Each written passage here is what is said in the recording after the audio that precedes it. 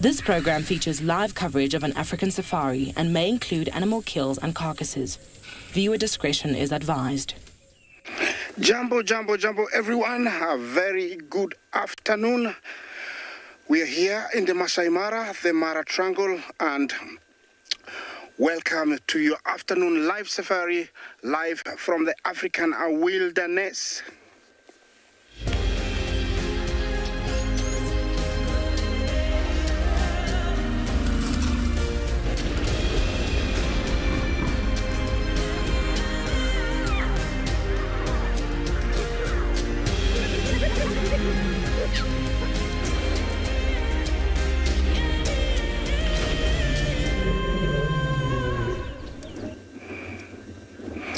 Jambo, jambo, everyone. A lovely afternoon we have here, and already at my place here with 4 lions or lionesses and lion right below the Olololo Syria escarpment. It is quite beautiful. The weather is just perfect, and as you can see, the sun is still shining. There's no rain today, so it's a promise for a beautiful, thrilling afternoon. There I have Olalashe. Sorry, it is Kijana. Kijana is one of the main males in the Olololo Pride. And in Olololo Pride, we know now there are 7 lionesses and 2 males. Jambo, my name is Isaac, and on camera I have Bungay. This afternoon, our mission is to find the lions, and I've started with the Olololo Pride. Apart from that, we're going to be looking for many more things. Remember to talk to us on #WildEarth. Questions and comments are really, really welcome. You can send in also your kids' questions at wildearth.tv and also at FC. The weather this afternoon, we have 27 degrees Celsius and chances of rain are about 40%. The weatherman sometimes predicts for the whole place, but it can be very localized. Looks like it might not be in our area, and I hope so, because it is a lovely afternoon to be out here.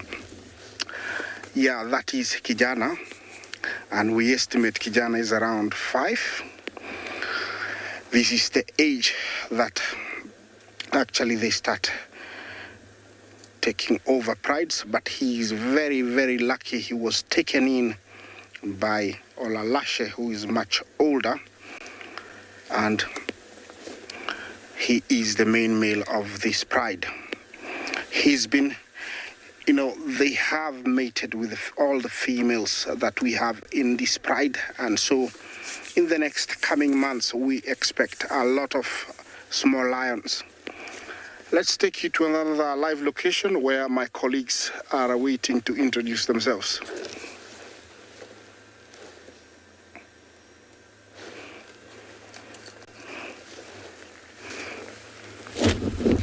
Good afternoon and welcome to an extremely hot day here in Juma Private Game Reserve. 41 degrees Celsius and 105 degrees Fahrenheit. Yes, it feels like the sun has fallen out of the sky and landed in Juma. But the elephants have made the right call. They came to the waterhole to splish splash about. My name is Lauren and I do have Kurt on camera today, and we're going to sit here as long as we can and enjoy these elephants. I'm extremely jealous that I'm not in there with them. The hippo's also jealous. Look at this. A little bit of a territorial display there by our resident hippo. Taking a bit of a tantrum. He really doesn't like it when the elephants come to his waterhole. But sadly, there's nothing he can do about it. Okay, so we've got a youngster coming towards us. Is he going to turn away? Yes, he's turning down. I just had to be sure that I didn't reverse there. And with these temperatures, everything, including ourselves, are going to be seeking shade, water. So, of course, water holes are the best place to go. But I believe there was a little bit of a sort of rumour this morning that 2 leopards, 1 male and 1 female, at least their tracks, were seen together in the Mulwati. And there's thoughts that possibly 2 leopards could be mating. So I think it's worth going into the Mulwati as well. It's nice and cool in there. And see if we can spot any spots. Oh, we've got more elephants streaming. They're all coming from Central Road. Oh, I wonder if this is a different herd or a same herd. Once herds get too large, they split. But of course, they all need water.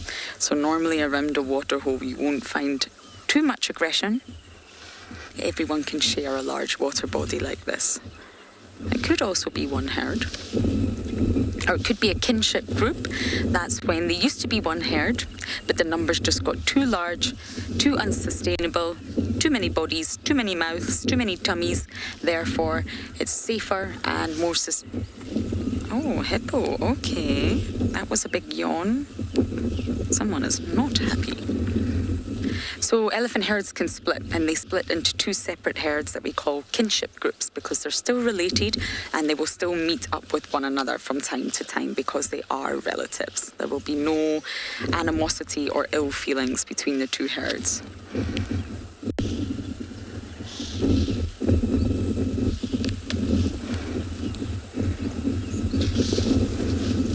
No one's gone swimming though, I must say. They've just sort of splish-splashed, spraying, drinking.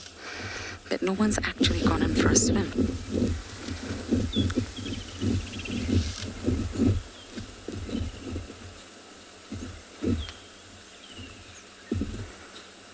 Can you hear the Woodlands Kingfisher? The never-ending sound. This will be the rest of summer.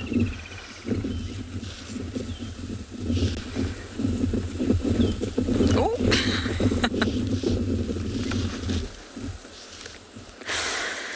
That's a very territorial display from this bull hippo. You see the helicopter whirring off the tail whilst defecating. Another territorial display. And now we're going to submerge ourselves. Oh, and we're going to do a belly roll.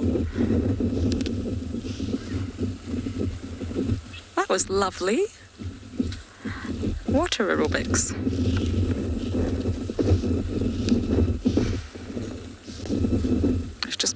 grey mammals everywhere.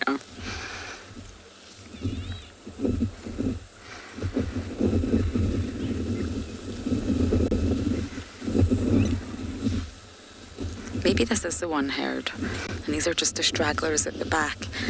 And of course, they can remain in constant communication with one another. So they could be chatting.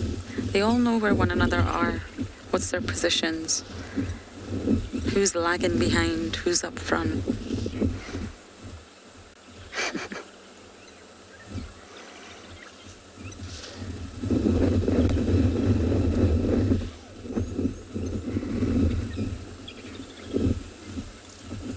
Oh, is that a Woodlands Kingfisher having a bath? Do you see that there? She's just going behind that elephant. Oh, I think it's away now. I think it was a Woodlands. Birds need to cool down too. There's only so many ways birds can cool down. And dunking their bodies in the water. Not fully, partially, is definitely one way of doing that.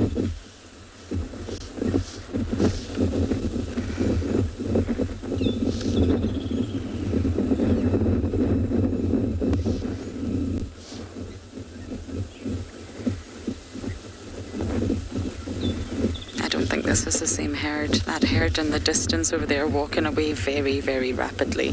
They're not entirely comfortable that there's other elephants in the water. Okay, so we're going to sit here and be extremely jealous of these elephants cooling down in the water while we are not.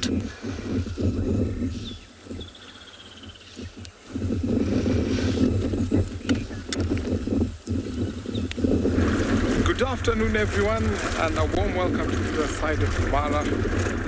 My name is Tim, and behind camera we have Big James. I am on a mission, and this time my mission is to find a cheetah or maybe the big group of elephants that always roam across the savannah. But at the moment it looks all clear, so heading to close to the Mara River where they always exit from to see the big numbers. So because of the rain, you find that there's lots of grass, there's lots of water.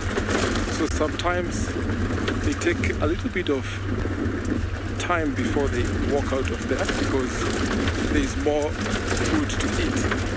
So I'm just driving slowly to see what else I can find. There might be Tsavo, leopard, or maybe the cheetah that I'm going to look for.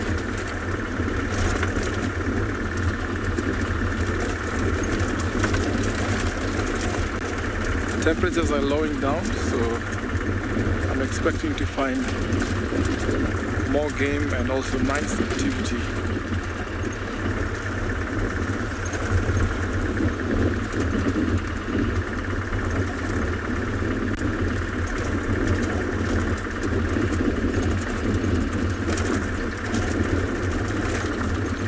Because of the grass being tall, I have to stop for a little bit to scan around. This is when my binoculars get into practice.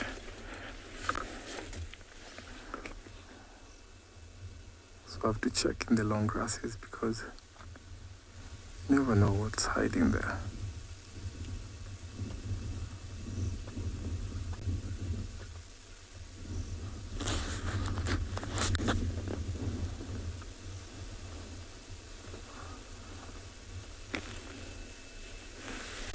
Oh, there's a lone warthog there. Oh, but they're very shy, especially because of the long grass.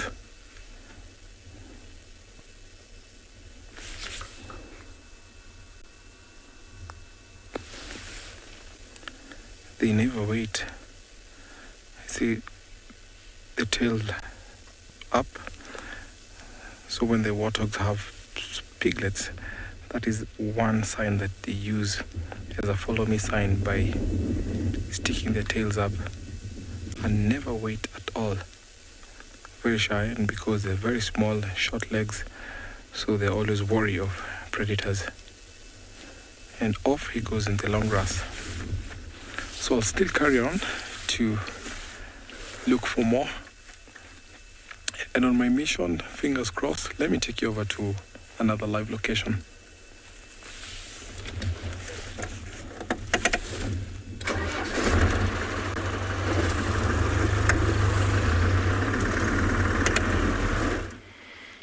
very good afternoon to you from and beyond Pinner Private Game Reserve.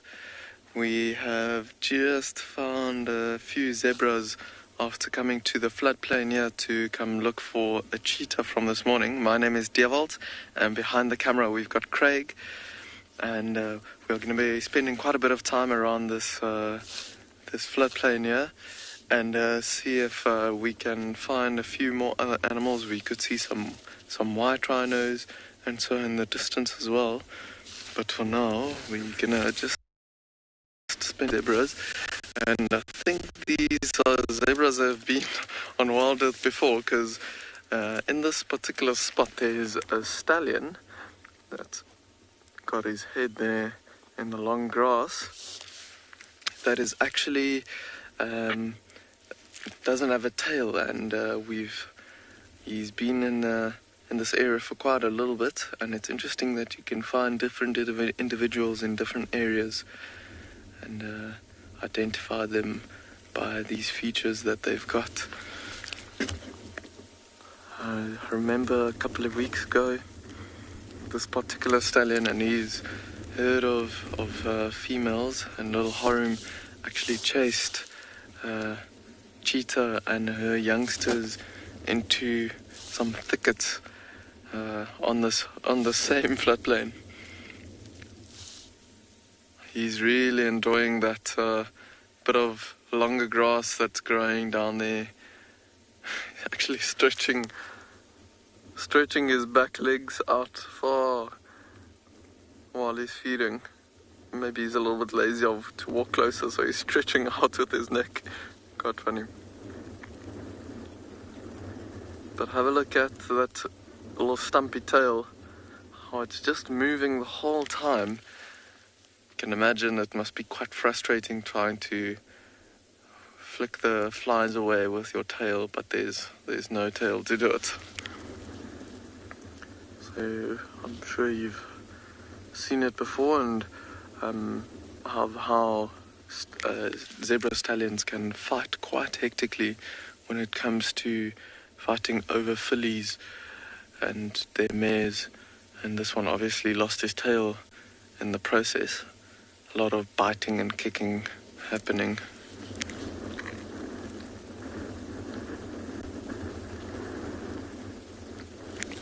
I feel the wind picking up and cooling down a bit. It was a very hot and humid day, but we do have quite a bit of thunderstorms that's rolling in the distance. I think these animals are really enjoying this cool breeze that's coming over this open plain.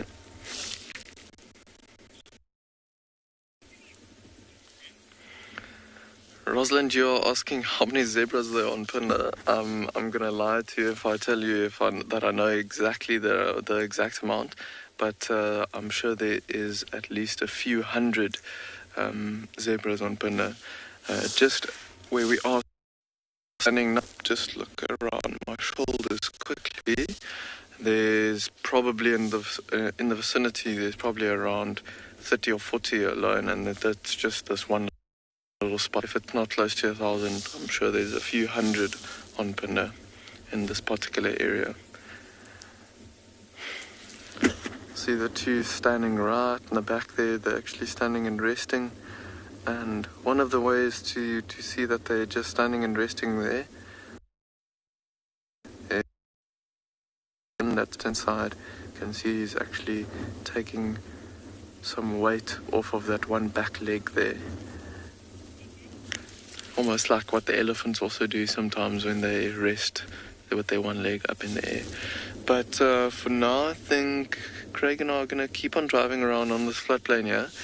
With it, like I said, with it cooling down, a lot of the animals I think are going to start to become a little bit more active. Maybe see if we can track that cheetah down that Kim had this morning.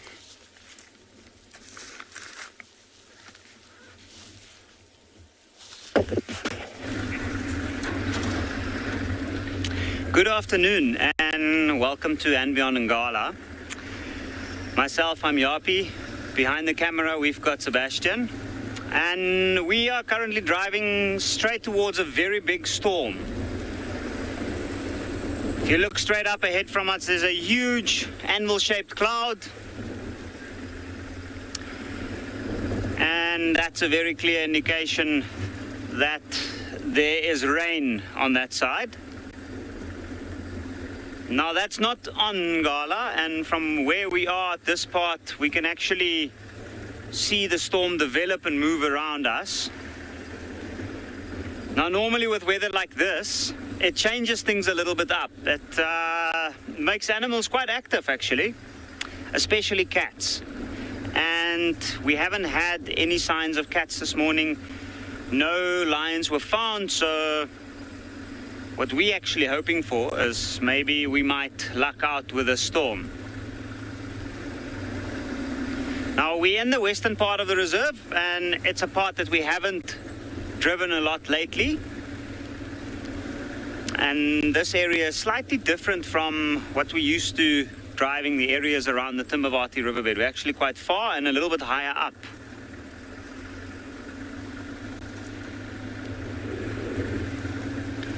And in between there's a lot of, even though it might look like it's quite dense, there's a lot of clearings hidden away in and amongst the thick bushveld here, and that's where large herds of impala gather, herds of zebra, as well as some wildebeest. And they are the ones that attract the predators. Eventually we'll make our way around to a large watering hole, and I was hoping that by some luck we might come across a herd of buffalo this afternoon.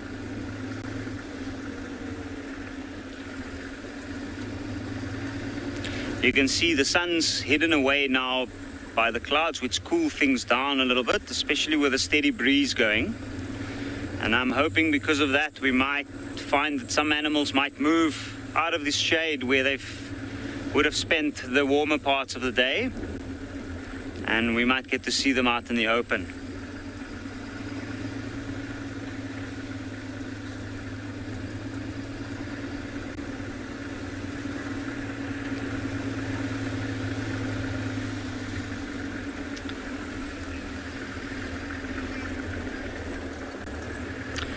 So I think we'll continue and hopefully find some fresh signs of something.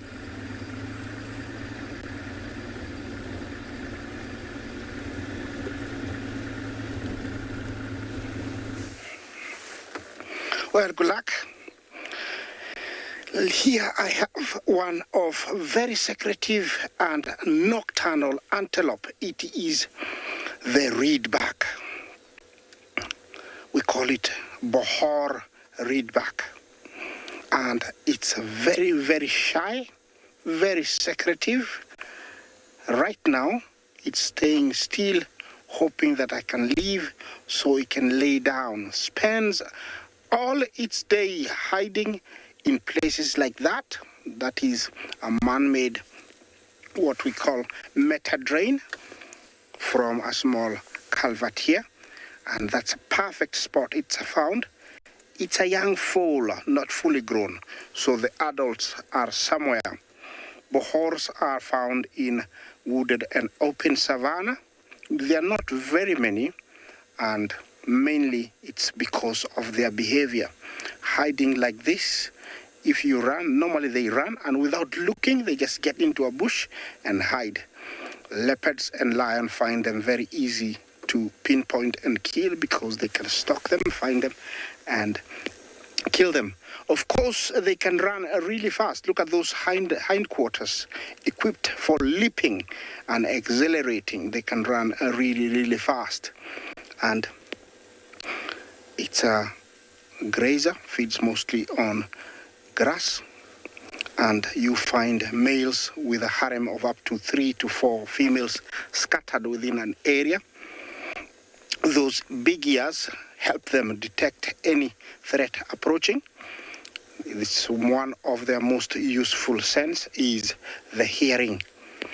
They have a gestation period of about 7 months, and we rarely get to see this size because they don't do very well. I'm wishing he could turn so could see his face, but staying still like that is a mechanism they've developed to try and He's listening to something. Just stand there and hope that, you don't see them. You think it's a log or it's a rock. That's why they stand like that. They freeze. But he or she is listening. Males have got very interesting horns. They point forwards. Unlike most antelopes that are always, bent backwards or sharp straight or spiraled, theirs are so interesting. They point forwards. I've never seen two challenge one another, but it's one very interesting antelope, Bohor reedback. We do have other species called the mountain reedback. They're much more grayer and they have a thicker coat. You slightly find them in higher altitude. I don't know if I move slightly if we'll be able to see the face. It's quite a cute face.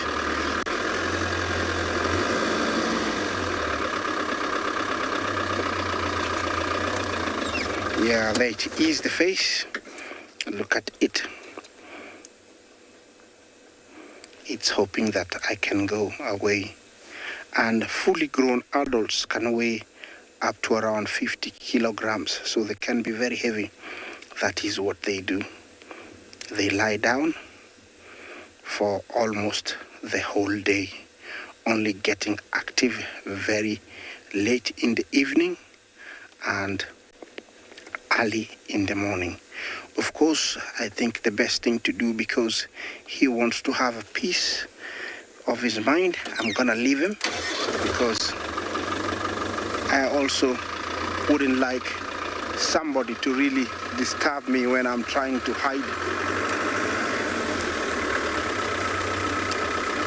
Yes, I'm gonna continue on. I have some elephants. We'll be showing them to you shortly, but let's take you to another live location.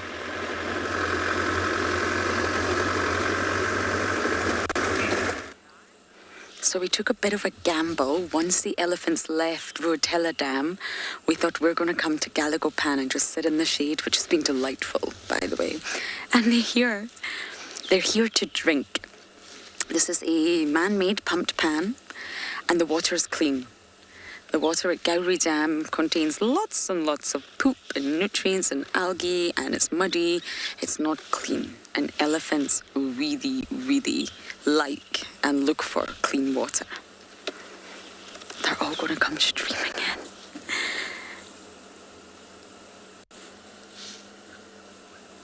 Elephants are very, very fussy drinkers, and that's why you find them digging with their trunk in the Mulwati to get clean water.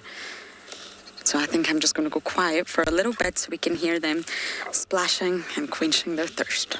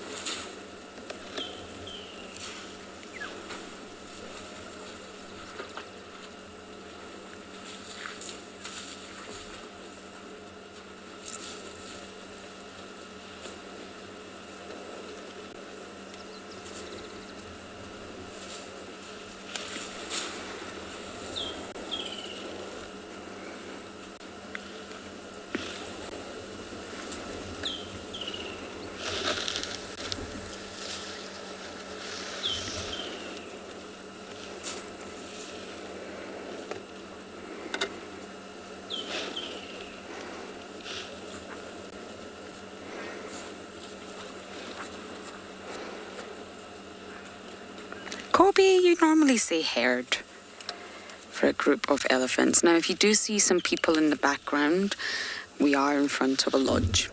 So they're all drinking around Galagopan, which is in front of the lodge. So if you do see humans, they're sitting at the viewing deck. Normally say a herd. To be honest, I love collective nouns, and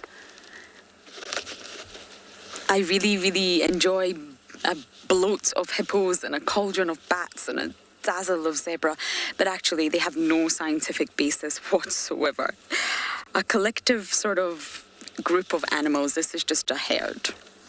And these funky collective nouns that we get are lovely, but really they don't have sort of any scientific basis. So this is a herd of elephants. And it'll be a family group. There'll be a matriarch, the oldest female. It's not always the largest. It's not wise to think the largest will be the matriarch, although generally the older you get, the larger you get. It is directly correlated. But it's a bit of a mistake to think that the largest one is the matriarch. It really is. You've got to study a herd of animals before you can really sort of understand who are they following, who's the leader, who's the one giving instructions. She'll be the oldest, but it doesn't mean she'll always be the largest.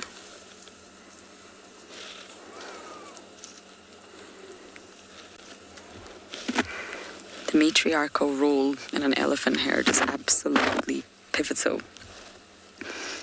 They can't survive without their matriarch. And you will find that all others in the herd sort of gravitate around her. You just need to watch for a short while and you'll be able to see that everybody gravitates around their matriarch.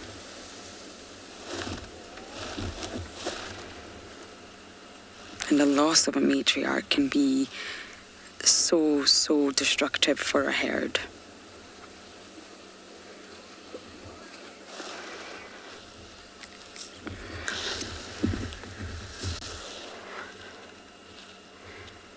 Just in that fold, Danny, in that fold will be the opening of the elephant's ears. Elephant's ears are, of course, extremely large for thermoregulation purposes. But in that fold, right at the side of their head, behind their eye, in there, you'll have the ear opening. It's a very, very small hole. Just like ours. Ours is quite small. And those big ears act like satellite dishes. Channeling the sound. You just can't see it from the folds of skin. But going back to the matriarch, the death of a matriarch ultimately means the loss of knowledge and care of the entire herd. The matriarch's knowledge is so crucial, critical to the survival of everybody. Mostly ecological knowledge and culture. She passes everything down to those in her herd. It must be passed down through generations. Everybody's gonna walk past a car.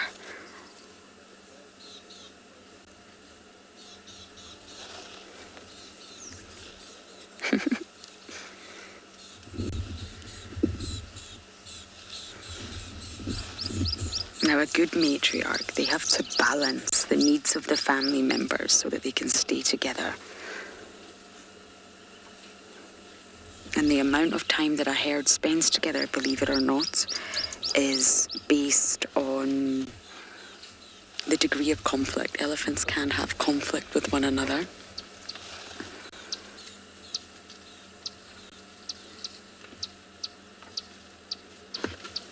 So the matriarch has to balance everything for the survival of the herd. She has to resolve conflict.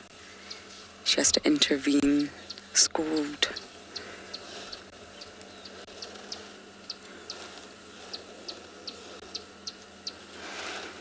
There's costs and benefits to staying in a herd. The costs, of course, are putting up with one another. You've got to put up with everybody. They might get on your nerves. You've got to do what everyone else wants to do. There may be conflicts, but we're going to try and stay with these elephants a little bit longer, and I'll come back to the benefits.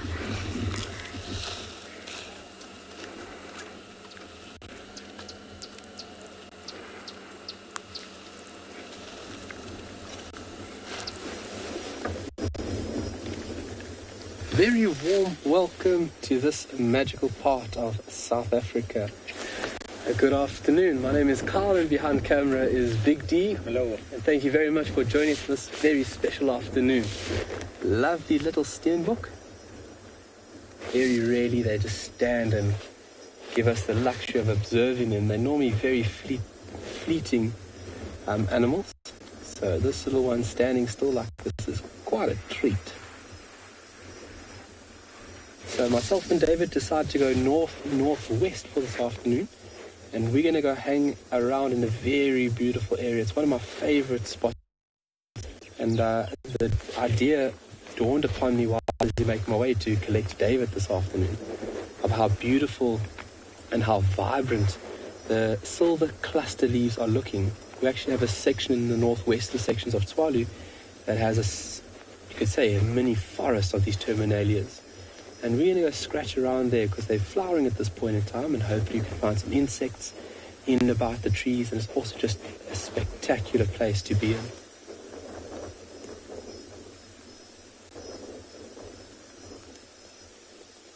It's warm, but it's cool, which is very, very lovely for us.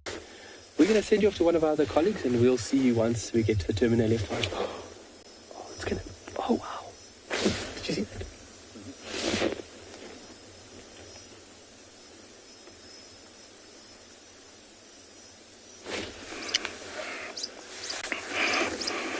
Well, I have a beautiful herd of mixed grazers, eland and zebra. These ones have allowed me to get close enough to see most details. This is the largest antelope we have in our plains here in Masai Mara, but usually very, very shy and always tries to get away from us. Looks like that lady there did something to her horns when she was much younger, and it grew that way. Definitely it's a deformity that occurred after birth. It's not natural for them to be like that. And they're quite a good number. All these are females. Males tend to be slightly, bigger build, and you can tell sometimes their color is slightly darker. The eland is very widespread in Africa, from sub-Saharan Africa all the way to Southern Africa. And that is a bull. Look at him. You can see the difference. They grow to be very, very big. The only predator out here is mainly lion, but breeding herds with young ones sometimes are actually outmaneuvered by hyenas and leopard and killed. I don't know why he's following the zebra, or he wants that patch where the zebra was eating. Yeah, looks like he's displaying.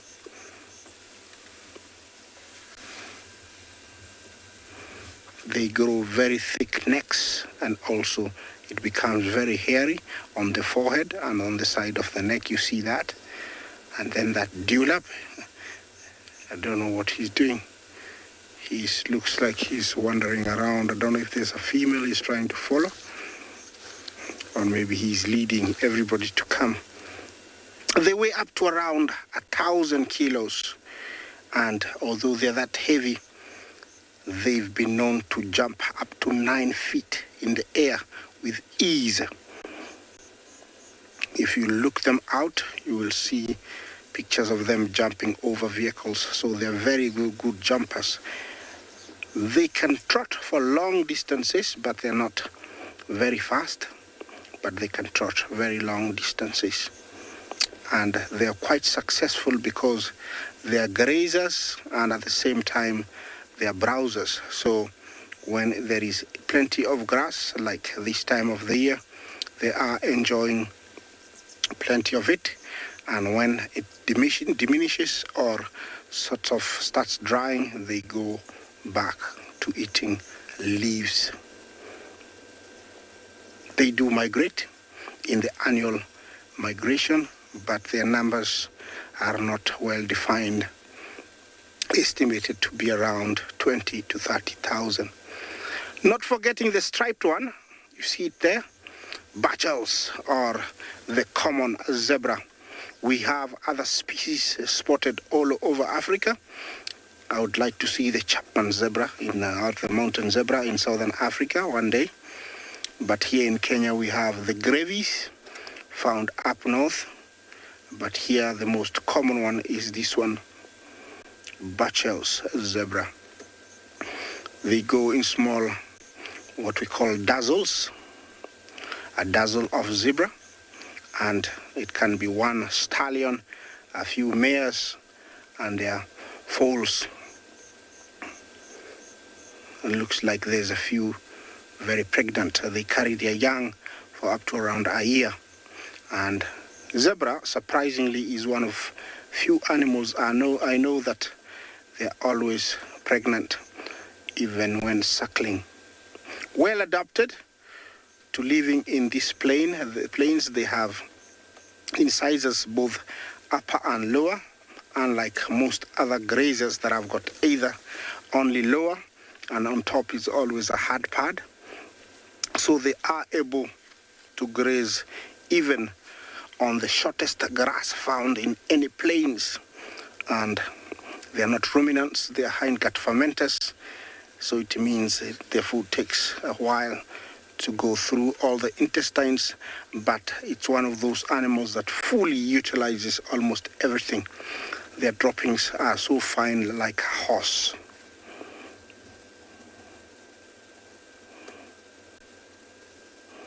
It's a beautiful afternoon here,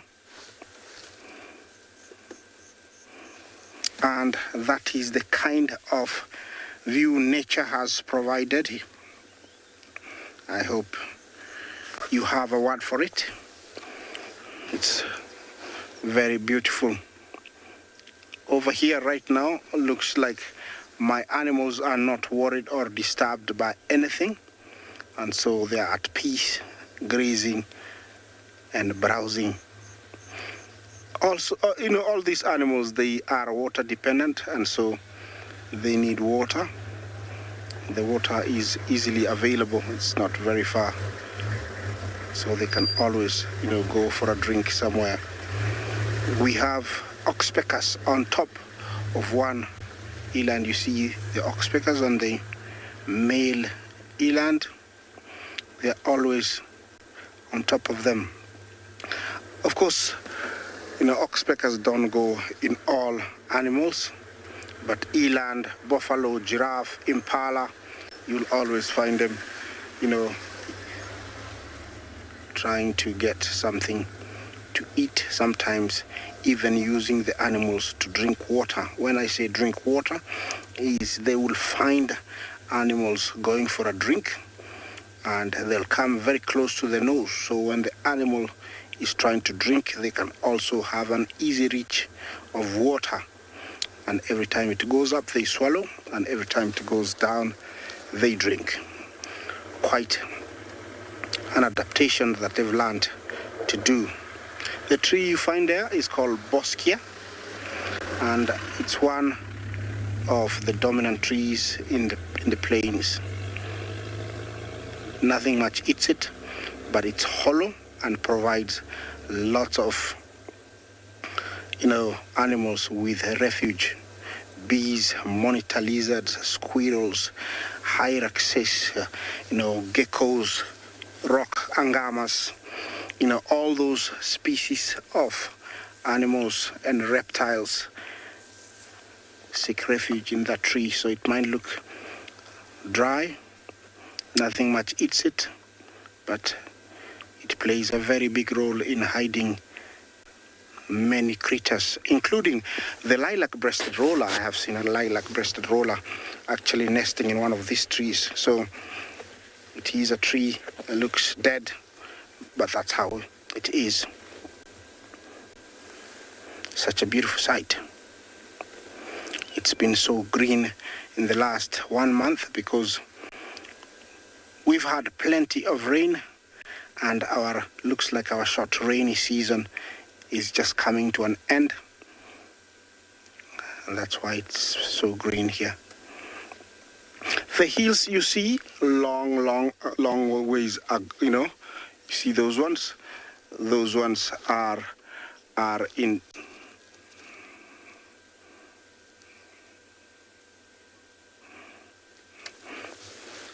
G Money, can bull elands kill leopards or lions?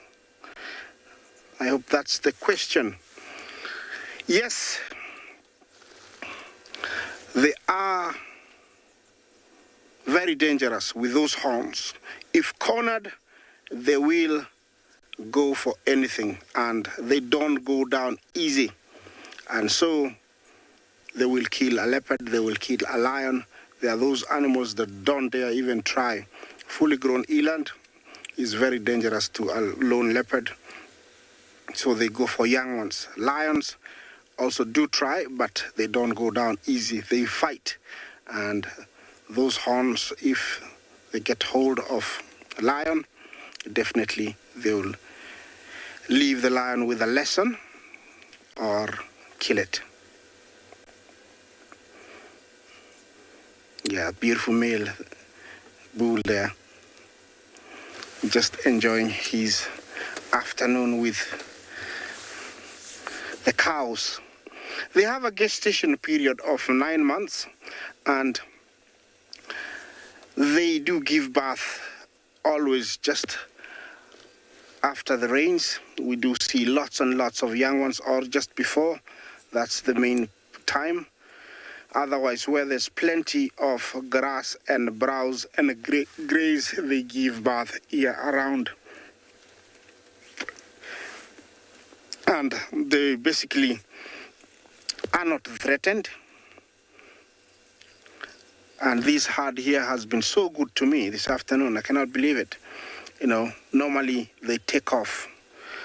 I don't know if the first humans did something to them, because they're always shy. But this herd here is quite comfortable with us. They don't go into the pachyderm category, because I think pachyderms we count from around 2,000 kilos upwards. And also they don't have a thick skin, so they don't rank in that category. Looks like I'm gonna leave them and try find something else. I don't know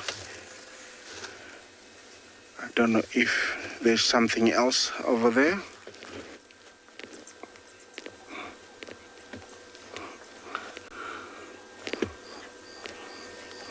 Well, you know, this is very beautiful, and when I look with my binoculars, I don't see anything else. But yeah, I'm gonna try and move on and thank the eland. While I do that, we're gonna take you to a quiet moment of nature in another live location.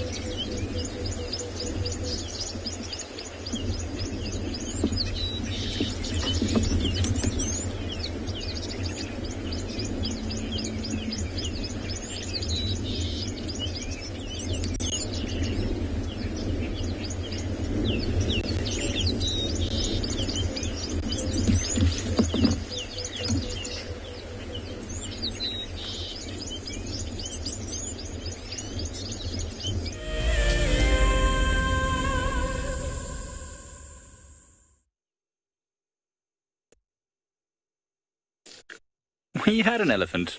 It was standing right over there. It's gone behind the bushes, as you can just about see its ears as it's flapping. We are not staying at the waterhole at the moment. We are doing a bit of an adventure because we're hoping to find a lion somewhere around in these parts. Earlier today, we did bump into one, hoping to find it this afternoon. Hi, everyone. My name is Mike. Behind the camera is BK, and you've joined us at Eco Training's Pridelands Conservancy, where, as I said, we were looking around this area because earlier today, one single young lioness was found, and I'm hoping that it might be Lagatha, that lioness which we used to see quite a lot, the young female who loves the area around in Lowood Dam, around our camp. We haven't seen her for a while now. We're just driving around this area. There's a lot of buffalo, a lot of elephants around, which could have disturbed her quite a lot. But hoping that she's going to pop out somewhere, maybe as the sun goes behind the clouds and it gets a bit cooler now. Very, very humid. There's a real weight in the air. I really think that we're going to expect some rain maybe today or tomorrow at the very latest. Hopefully some this afternoon, just to bring this heat down. 40 degrees right now. That elephant isn't sticking around though. It's gone.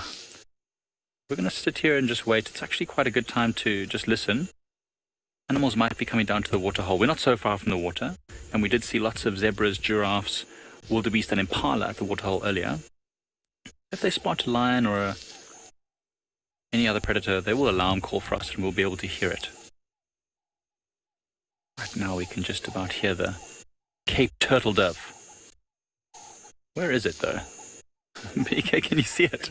I can hear it very loudly, but it's not coming out for us.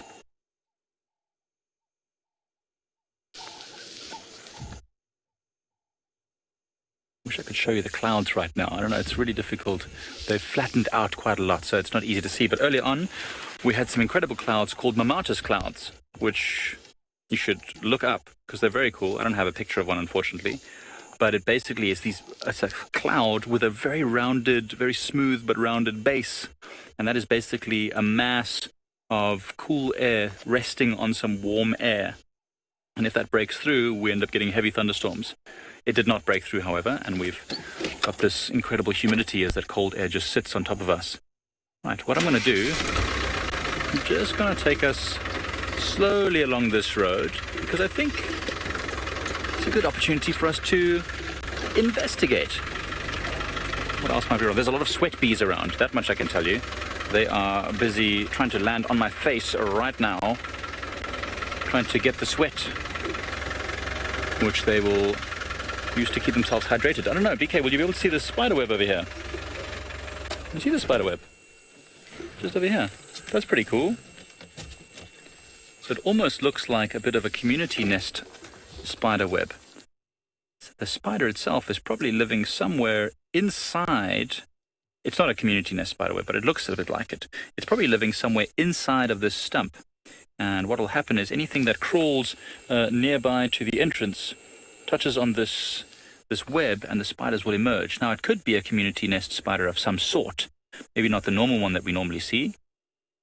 It looks a little bit shabby, this web. Maybe it's not being really well kept, which could mean that the owners have abandoned it or that there's just not many. But basically, things will touch on these strands, which are quite sticky, and then the vibrations will... Oh, look, the elephant's pushing a tree down. Oh, it was a bit too strong for him. That is actually a leadwood, I think, that it's trying to push over. No, it's a marula. So the elephants will do that, not only to try and knock down fruits, but also to push it over to get to the roots of the tree, which seems unnecessary at this time of year now because there's plenty of good stuff. But look what it's doing, reaching up into the tree to try and grab some of those branches. It might do it again. We actually saw an elephant push over a really large knobthorn. I think it was yesterday or day before yesterday. It was really spectacular. I mean, if I was to take, 10 of the strongest people that I know, and we all pushed together on the tree, there's no way we would even make it shake. I could even hook a Land Rover up to it and try and pull it. We'd do nothing except maybe damage the vehicle. But the elephant, this one, didn't manage to push it over, but I'm sure if it kept going, it would have. They just kind of build momentum. They rock the tree back and forth, until enough of the roots start to snap and loosen in the soil, and the whole thing comes down. and they'll feed on it for about 15 seconds before moving off. It always seems kind of wasteful, but nothing is wasted in the bush. Everything gets used in some way by this animal or that. The elephants got what they needed. Other animals like impalas might then feed on the leaves that are now available to them, the kudus, animals that might be using the roots to... Oh, he's going to try again. Look at this.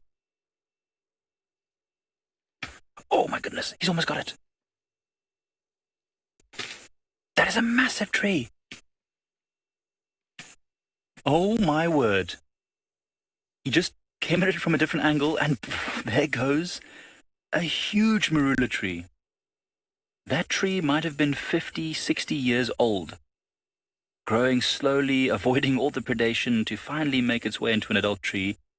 And that elephant decided, you know what? I like the look of you. I'm going to try and move us forward slightly, BK, so maybe you can get a bit of a gap there. So we actually see this elephant.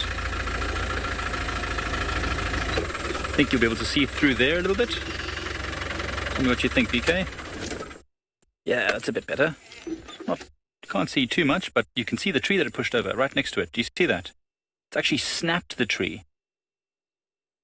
It's actually snapped the tree right off, which is even more impressive because wood is some of the most resilient materials that you can imagine. I mean, a tree is designed to survive nature's worst. You know, wind, storms, rain, whatever nature throws at it, the tree usually can survive. The elephant has proved that with a bit of persistence, anything is possible. And now it's feeding on that tree. Now, another thing that might happen, and I don't know if this would affect it, but I know that trees can raise the tannin levels in their leaves to reduce predation, right? So tannin is a chemical in leaves that's very bitter. And what they'll do is they'll pump the tannins into the leaves and make them very bitter, and it's quite toxic, in fact, in high doses, and animals will end up leaving the tree alone. Now, if it snaps the tree completely off like that, is there some sort of disconnection that happens? Will the tree still be able to do that? Will this tree still be able to pump up the tannins, or will it just not even bother because now it's basically going to die? I don't know. Maybe it's a technique that the elephants have to try and avoid that so that it can just feed at its leisure. Man, oh man. That was really impressive. And here I was thinking that elephant was going to be so difficult as it walked off into the bushes, but it provided us with an amazing insight into the typical life of an elephant. Now, what often people say when they come to Pride Lands is, you know, there's, for one, an abundance of large trees, much larger than they normally are found. And we always say that's because they've been, you know, for 80 years or at least 50 years, they've been separated from the Kruger National Park and from elephants, and so they've been able to grow without predation. But then they also say that there's a huge number of trees that have been pushed over, which is exactly the same reason. Elephants have come here because of the abundance of trees and vegetation, and they start to push them over and damage them as elephants do. And if you look at some places adjacent to Pride Lands that have been connected to the Greater Kruger National Park for longer, there's a lot more open areas. And so what's happening now is these elephants are going to slowly bring Pride Lands into more of an equilibrium between grasses and trees and animals. Because right at the moment, Pride Lands is quite thick in many places. So the elephants are just providing a bit of a service. They are keystone species in some aspects. And a keystone species is something which stops anything from becoming dominant, stops something else from becoming dominant. So they will stop trees from dominating the grassland by opening up patches. But they'll also feed on the grass in huge abundance in the right time of year. You can see it's still flapping its ears triumphantly while it cools off and eats. So now often I've seen, I don't know if animals see it or if they hear it, but sometimes, especially in the winter, when there's not much green vegetation around, an elephant will push a tree over and you'll hear this loud cracking sound, and you might not see it, but then all of a sudden all the animals, impala, nyala, kudus, all start walking gently towards that area, because as soon as the elephant moves off, they will start to feed on all the fallen leaves and fruits and whatever they can find. Which I always find really, really fascinating.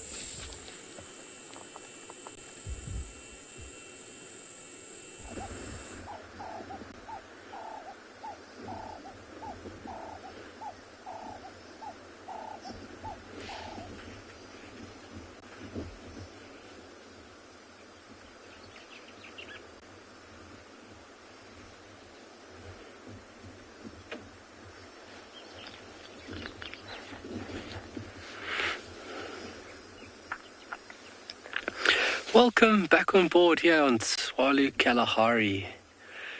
Wonderful sighting we have here while we're making our journey northwest. Beautiful leopard tortoise.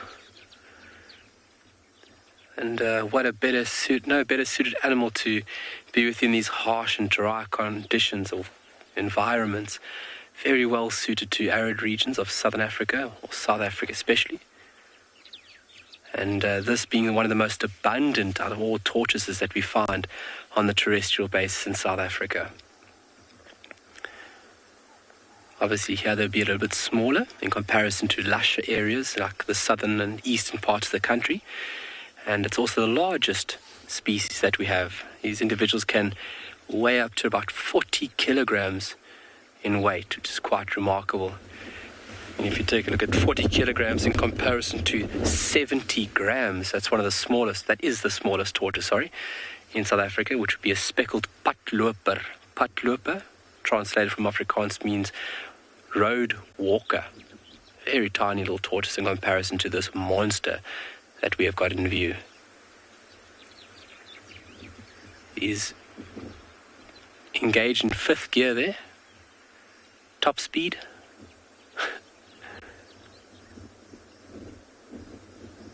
It's actually the second one we've seen since we've sat here. So it just shows that these reptiles are out in full force at the moment. And I mean, within a space of 100 meters, we found 2 of them.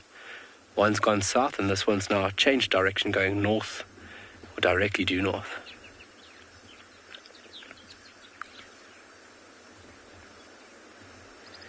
One would think that they move very slowly, and you sit and watch a tortoise, it actually moves quite quick for its bulbous body structure. And we're just enjoying some shade here that this beautiful large camel thorn is providing us while on our journey to the northwestern sections of Tswalu.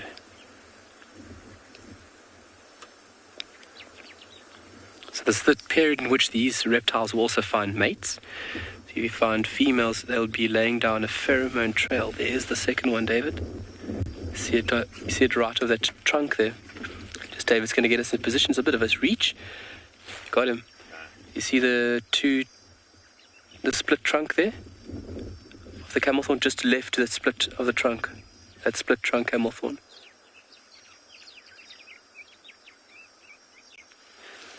Sorry, folks. Let me just...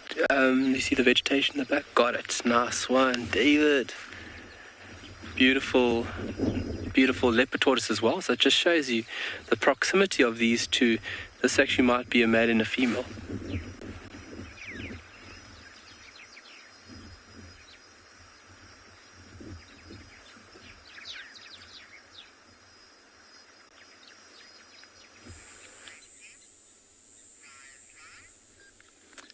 So, we've been sitting here at this watering hole for the past couple of minutes and looking at 2 crocodiles.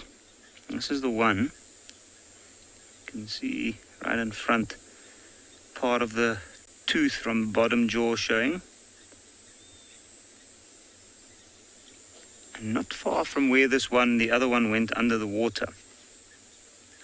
Just have a look at that. You can hardly see them. You wouldn't know that they are crocs here until they come up. And they've been quite active, and I think it's because of this weather. I've seen on humid days, you do see the crocs move around a little bit more. Sometimes they're out on the bank as well. And we've stumbled upon quite a peaceful scene. But there's quite a lot going on around this watering hole. There's lots of birds around. Seen some grey-rumped swallows flying overhead.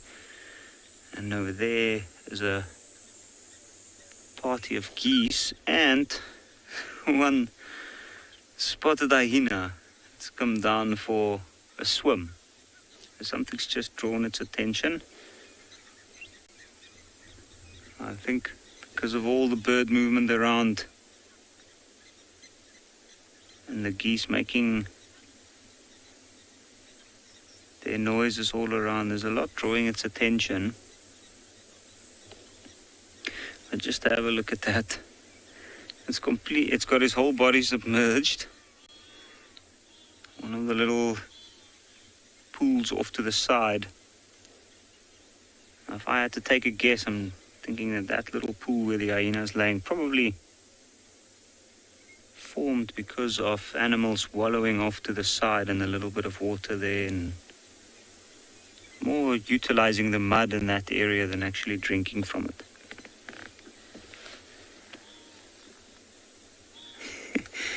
But what a view. You can see the Egyptian geese not bothered at all.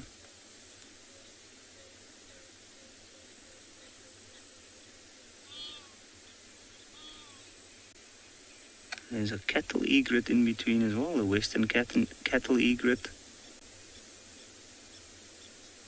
It looks like only one. Normally you might see them in little groups or pairs.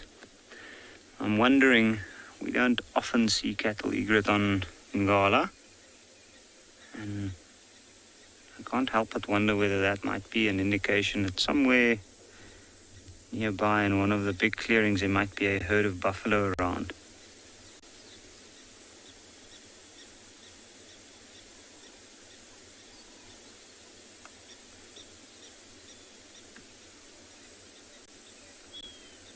I find the hyena in the water quite interesting. But imagine how hot that hyena must have been in the heat of the day. It was probably laying down somewhere nearby. And as soon as the breeze picked up, decided to move over towards the water to come and cool down.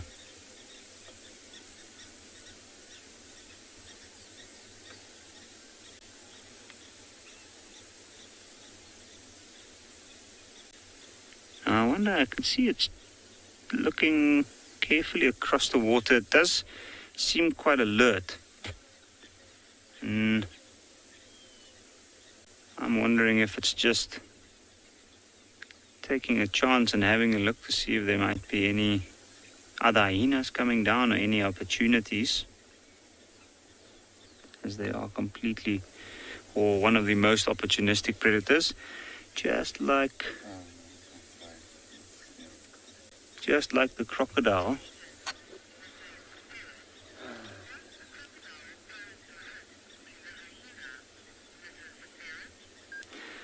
Mrs. Ferret, good question. Does the crocodile pose a threat to the hyena?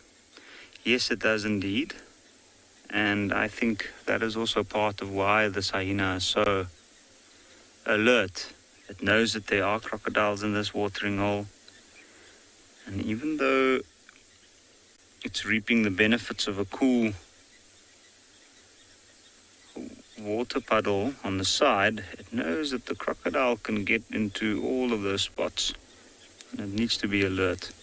The crocs in this particular watering hole is not very large, and I don't know if they pose a serious threat to the hyena, but in general, larger crocodiles will definitely pose a threat to the hyena, especially when it's in the water,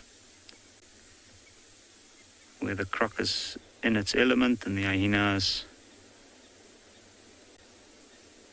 outside of its normal, natural environment. But then again, if I look carefully at that hyena, it looks like the eyes are slowly closing, which means it's quite comfortable.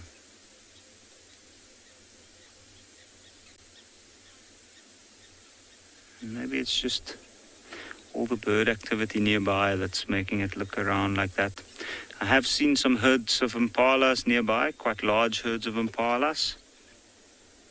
There were some young ones nearby, and then also some zebra here and there on the edges of the tree line, a little bit further away from the water.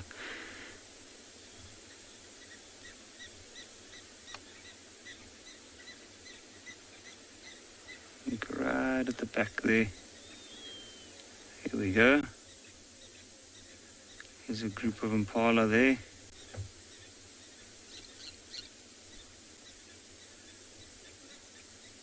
And there were some zebra there just now. They must have left.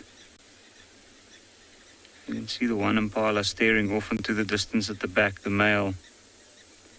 I don't know if he's drawn towards the activity of the starlings there in the background, or whether he might have think that he saw something in and amongst the trees.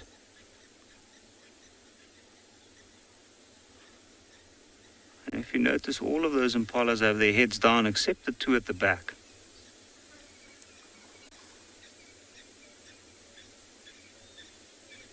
Which is quite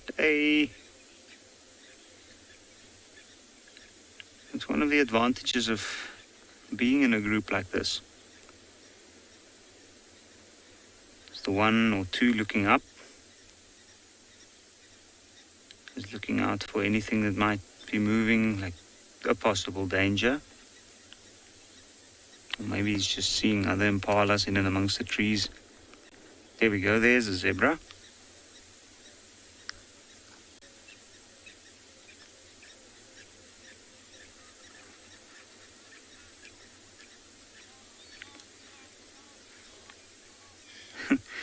Look at the one zebra resting its head on the other one's back.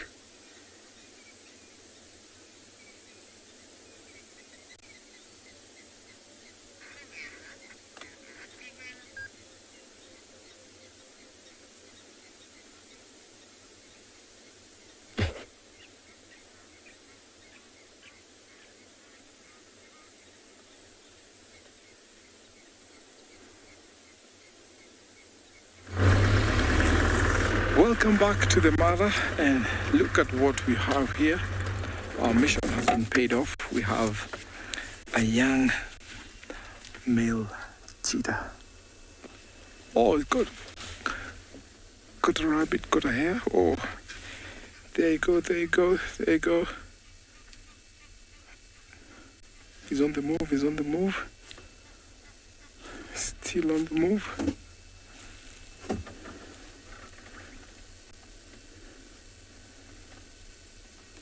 Oh, he's super fast.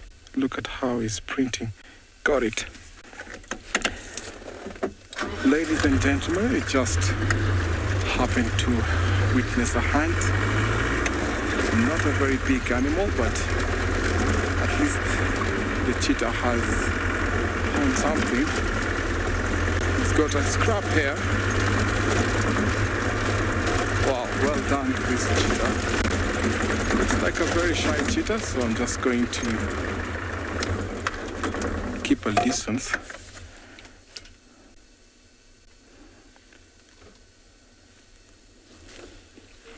It has never happened that fast. Just come here, see the cheetah, and then there he goes, the hunt.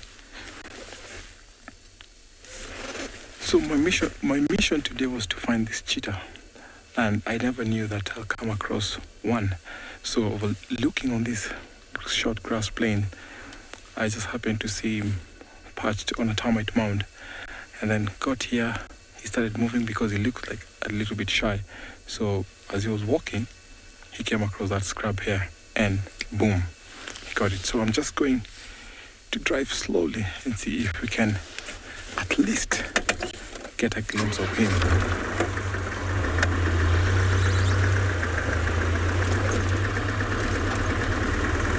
It has happened so fast. I was just positioning and boom, got it. Just going to turn around to this position.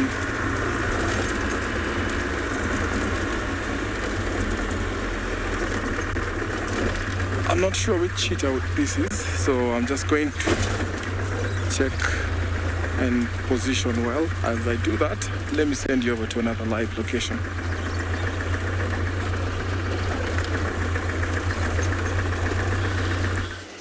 We've stopped in Namulwati to admire Mrs. Wahlberg. I have to say, she's positioned herself so we don't have the best view anymore. I thought I could see a chick, but It's just Mum and her bottom side. Do you think if we went forward, we would get a better view? Okay, let's try this together to go forward. I definitely saw a chick the other day during one of our silent segments. There's definitely a chick in that nest, I can assure you. And we're in the Mulwati with along with lots of other vehicles to try and see these leopards. No luck so far. But if I was a leopard, which I'm not, I would be here. Hello, Mama. How's this? This is good. But there is definitely one chick, and they normally only lay one egg. So therefore, I would imagine there's only one chick in this nest. And the pale morph is Mama of this monogamous pair, who had the most wonderful sighting with the helmeted shrikes this morning and their chicks. It'd be so lovely just to get a glimpse. Can we please have a glimpse of your baby, Mrs. Wahlberg?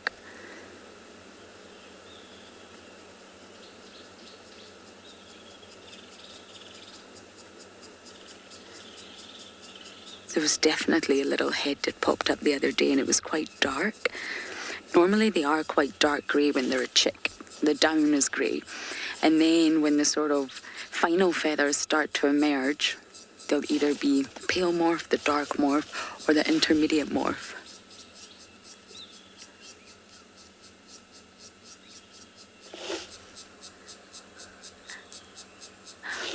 Oh, apparently you can see the beak of a chick? No, you can't. The head. My cameraman's doing sign language to me. You're quite good at that. Okay, I can't see anything, but apparently you can see a head. I hope you can all see it.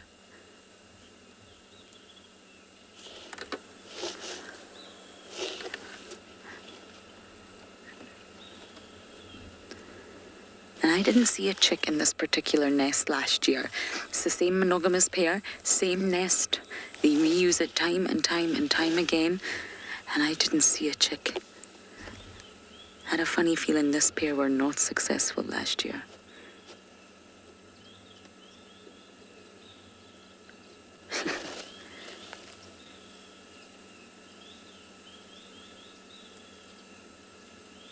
Oh, I saw it that time.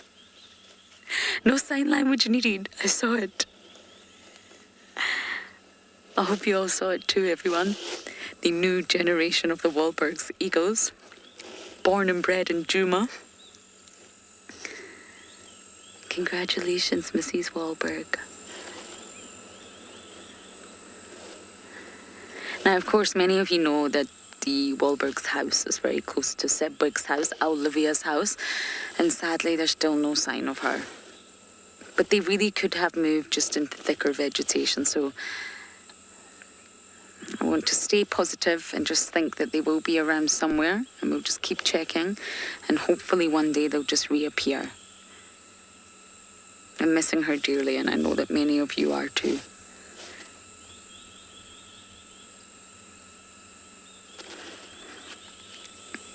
Come on, little one, pop your head up one more time.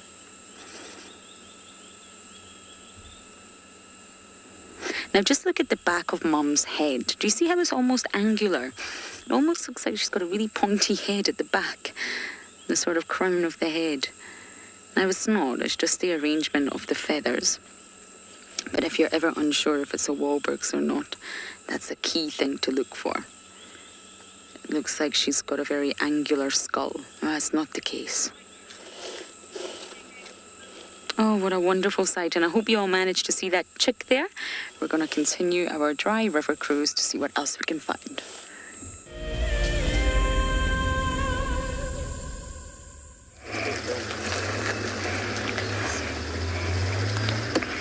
Well, that eagle looks very beautiful. I did have a good look at it.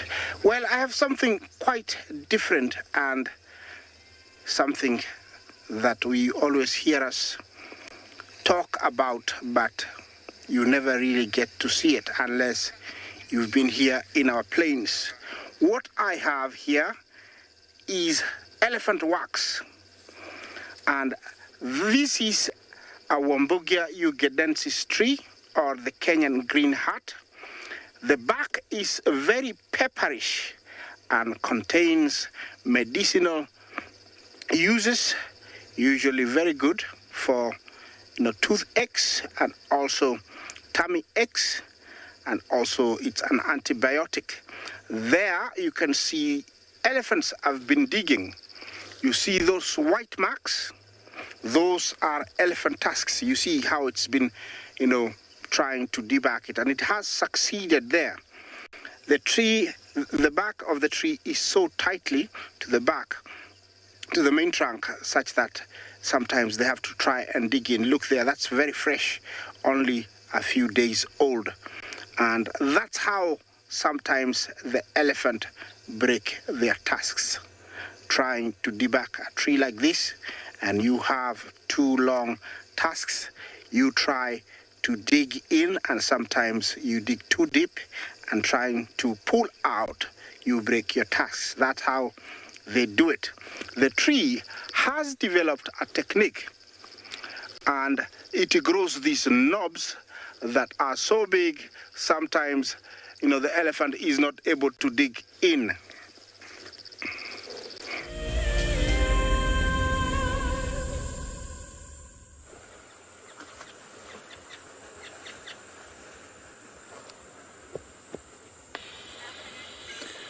There's a whole beautiful herd of elephants, along with some tiny babies that have just arrived at the waterhole, having the best play session ever.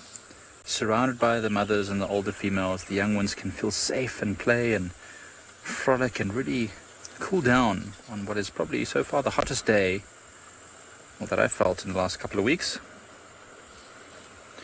Look how they all bunched together like that as they move forward. Now they're having a bit of a drink. Do you see that?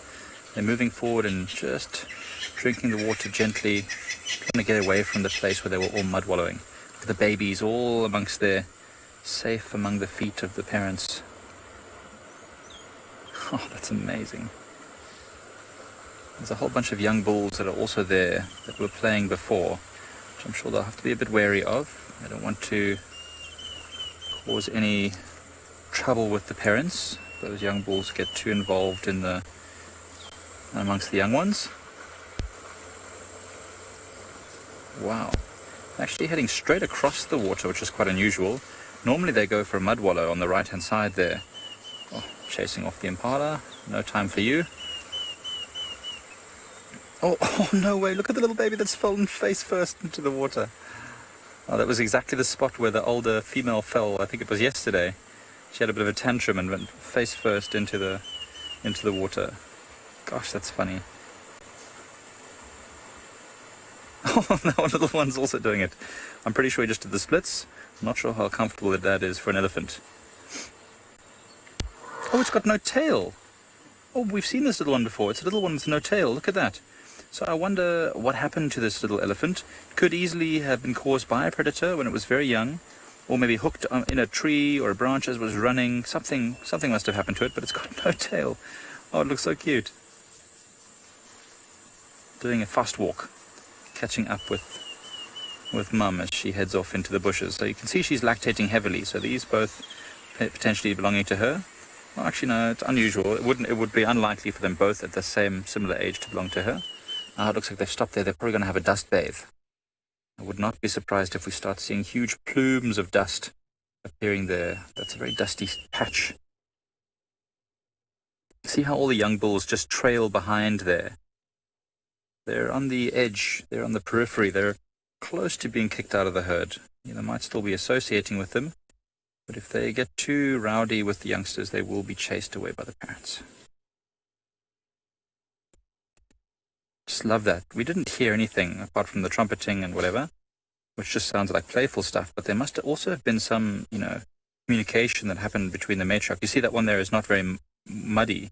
There's one that's quite dry. That might be the matriarch. She might have just been standing aside, just watching, not getting too involved, so she doesn't distract herself too much. She probably just said to them all, okay, swim time's over, let's keep moving. And so they did.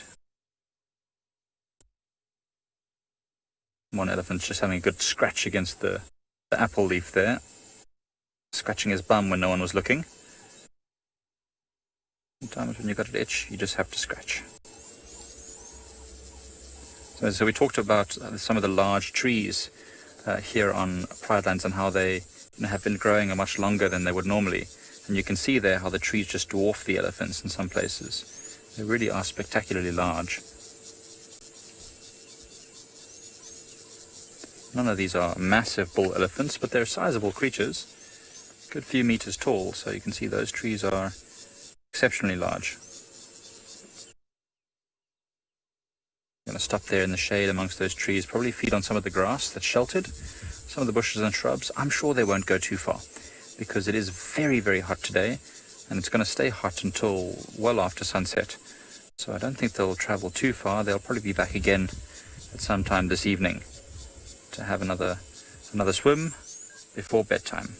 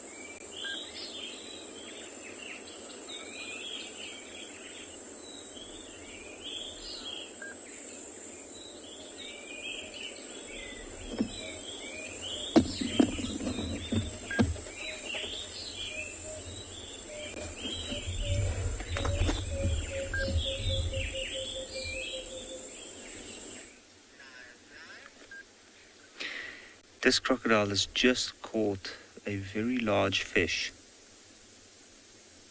I'm not exactly sure what fish, and it's currently in its jaws. Now it's just stopped momentarily.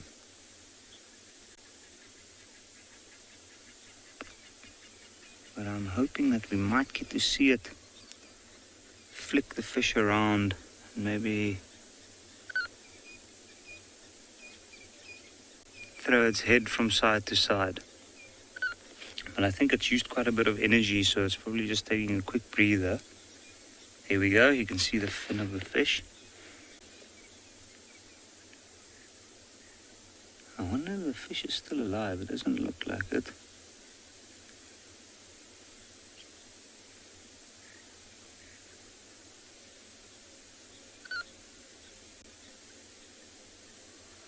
In fact, it does look like the fin is moving up and down, so maybe the fish was still alive.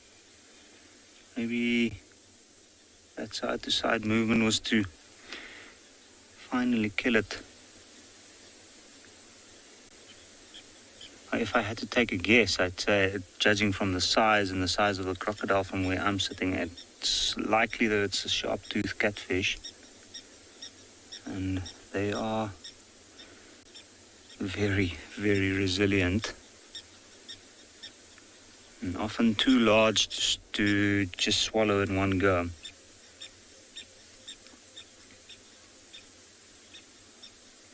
You see the fin raising itself up.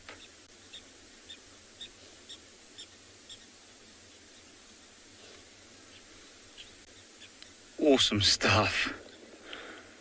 That is a massive fish. Don't let it go, don't let it go. Well, I think most of it's done.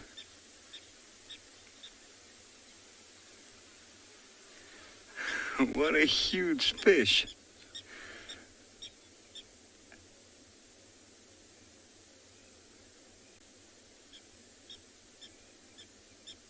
It was definitely... It looks like the fish is still alive. And what's happening now?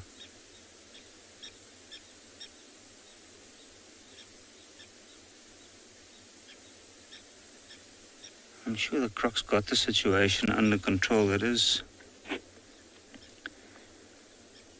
unusual to see it leave such a hard-earned meal.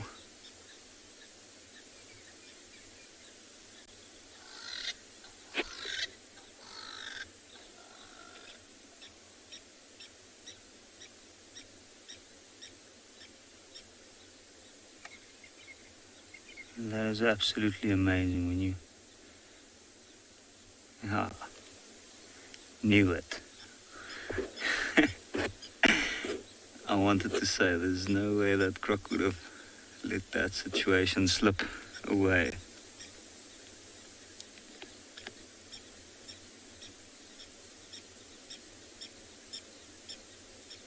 And here a blacksmith lapwing going crazy there next to the crocodile.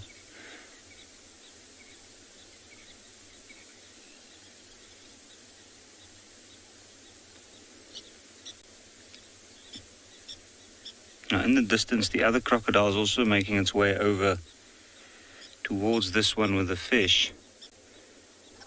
And it should be interesting to see what the situation is once that one comes near. One of the interesting things about crocodiles that we don't always think about is that they actually do have quite a complex social hierarchy. And even though there might only be 2 regular crocodiles at this watering hole, there's definitely a hierarchy. And we might see a bit of that dynamic once that one comes close. Look at the crocodile on the right lifting its back or the part of its tail out of the water. My guess is to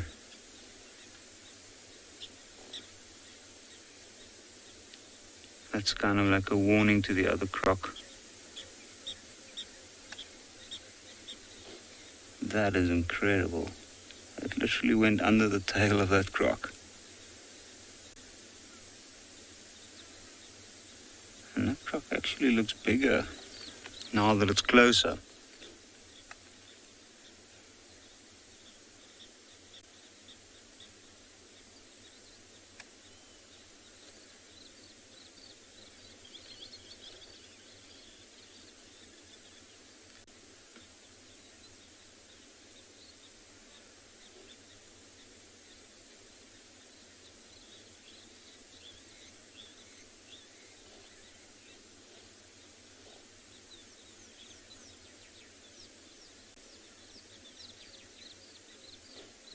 This is super, super fascinating.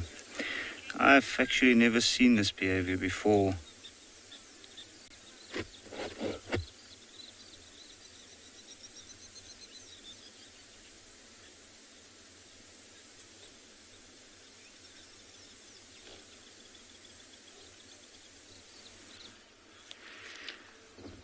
So we actually found those cheetahs a little bit earlier that we were looking for, but the weather was threatening a bit, so we had to go a little bit closer to the lodges. But we actually found this blue wildebeest bull by himself. I almost said buffalo bull. I was thinking it looks a lot like a buffalo. But it was quite interesting. There was a single Inyana bull that was feeding around with it as well. And the two bulls obviously was enjoying each other's company.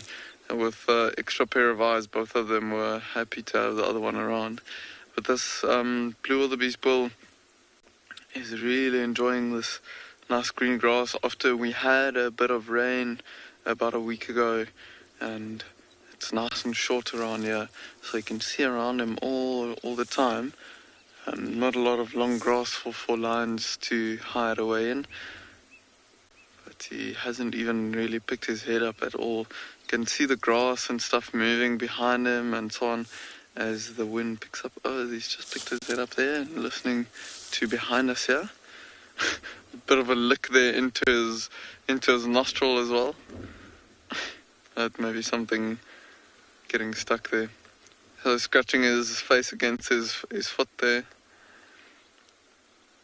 And this is a dominant bull, so unlike in the Masai Mara where the blue wildebeest will migrate long distances after the grazing, here in this section of southern Africa where Pinda is, the grass is pretty green and there's grazing almost all year long.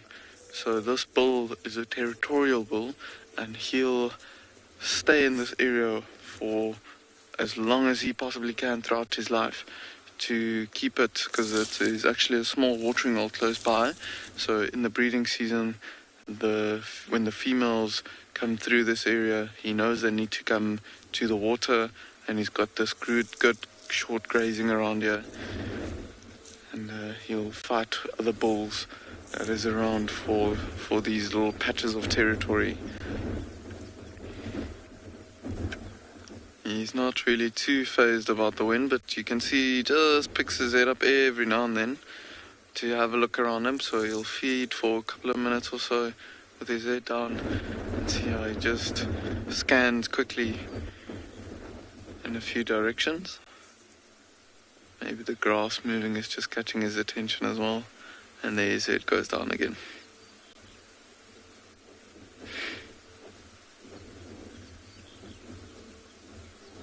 Quite a big bull, and you can see this is a bull just by looking at the size of his horns, so the thickness of it. If you look, they are just protruding a little bit past his ears there, so that tells us it's a bull. And you can also see below his stomach the little penile sheath that he's got there. With the females, often the horns are just about the same length as the ears, or a little bit shorter than the ears.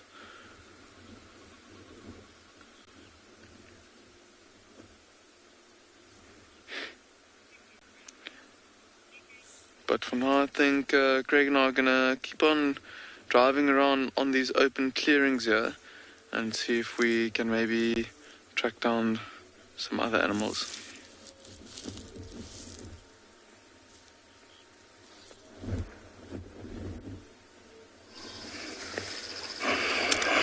Well, I decided to stay here because I wasn't done with this tree. Remember, it's called the Kenyan green hat, or the Wembagia ugandensis. This is a tree that, apart from elephants using it as medicinal for their tummies, we humans use it also for toothbrush. I've walked around here trying to find a stick small enough so I could show you the toothbrush and how we make it, but I couldn't find. But I will be showing you that tomorrow. I'll try and bring one from camp. But what I got, it's a fruit. And the fruit is very small and round, looks like small avocado. The taste is very bitter, sweet, sour. When it's ripe, it's very much like avocado, very sweet, but it's sour. And this is how it looks. The smell is like menthol, really a beautiful smell. And when using the toothbrush from this tree, usually the pepper gets into your mouth and it kills all the bacteria. So I believe it's a toothbrush that is very rare, nobody has discovered, and it comes with toothpaste to kill the bacteria, and that's why the Maasai and many people have got beautiful, white teeth over here. These ones here, you can tell the baboons have been trying to chew on them, but they were still not ripe, and so they left them. This is what they look like. The pepper tree, or the Kenyan green hat, it is called Wembagia ugandensis. So it's a tree used by animals, used by us, for many, many uses. And I'll leave it, but I promise to bring a toothbrush tomorrow so that I can show you how it's made, and maybe the reaction from the pepper in it will tell you how I feel. Yes, that was the tree itself. Grows to be around 60 feet tall, and it's a softwood, so it's not good for wood in any way, but it grows to be almost 60, 70 years, then dries up and falls. By the way, that was the warden, the guy in charge of making sure our rhinos are safe. They're always and constantly securing them and doing patrols. The temperature has dropped now, and I'm gonna drive towards my lions and see if they're still lying on or they're becoming lions. They're going out to find something.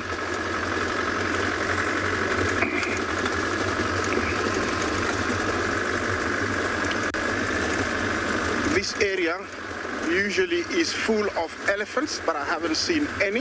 I think it's because there is food everywhere and they have left this area to recuperate so they can come for it later. Okay, let's take you to another live location.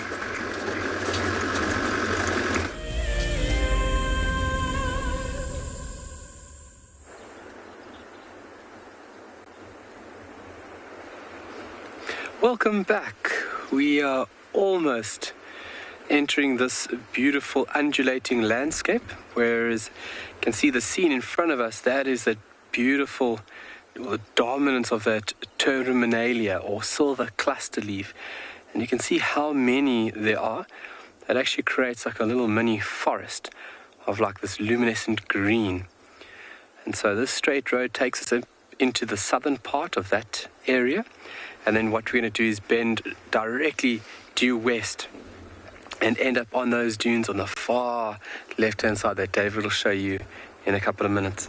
We're going to stop inside there, we're going to scratch around, we're going to see what insects we can find. It doesn't seem like this part of the reserve has received a lot of rain in comparison to the south and southeastern parts of Tswalu. You can still see it's a little bit drier out to the northwestern sections over here. But we nonetheless are going to scratch around for any insects that we can unearth. It's always a treat to look at and understand the diversity of these tiny little critters. And then we're going to look for larger mammals once the cooler part of the afternoon approaches. And hopefully we can come right with maybe a cheetah right here. It's a really good area for cheetah. There's a lot of wild cheetah on Tswalu. And if we do have a sighting, it'll be from a distance. But these dunes provide a perfect platform for us to survey and obviously scan the landscape for any presence of carnivores. It's a very beautiful area. So we're going to venture up there soon, and hopefully we can unearth some amazing animals.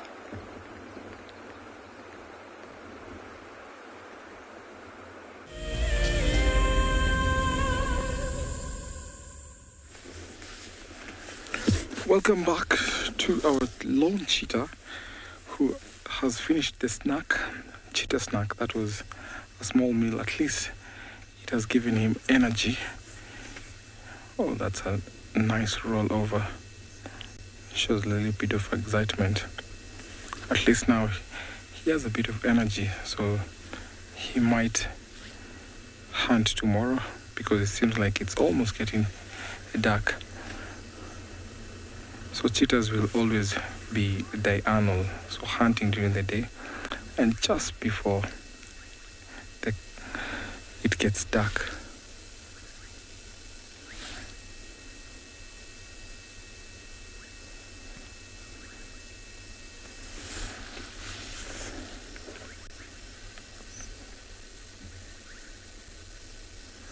Even though cheetahs hunt during the night, the day rather, at night they can also hunt. When there's full moon, they can be walking around and finding something to eat. Male cheetahs are known to be active at night sometime, walking from one area to another, but female cheetahs will always pick a spot where they'll rest the entire night. They are on the bottom list of the food chain, so we find that they can fall prey to lion, leopard, and even hyena. So whenever they come across a meal, they have to eat as much as they can to make sure that kleptoparasitism, where predators will snatch or take over other predators' food, will not happen.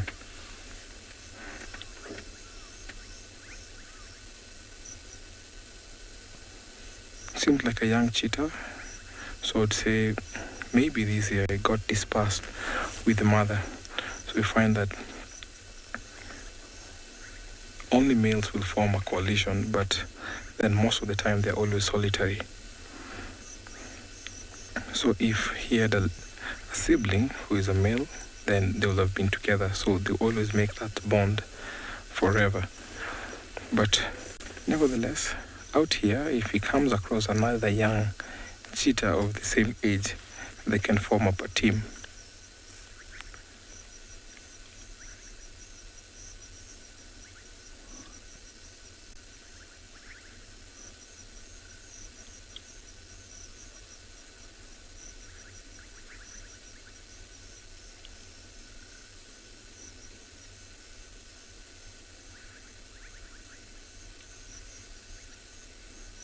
You can see the beautiful ipomia flowering, or the morning glory flowering. So this time of the year, during the rains, we have lots of flowering plants. We have the tissue paper flowers, which are just close to the cheetah.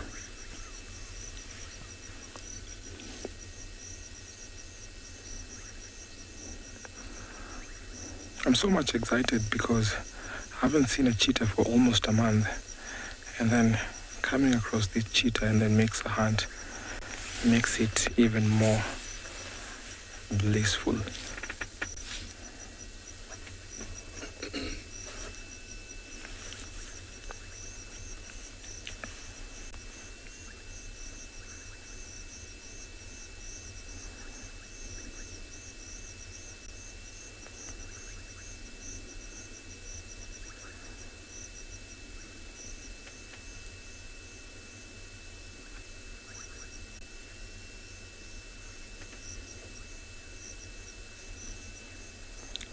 Jack, where do other animals go at nighttime?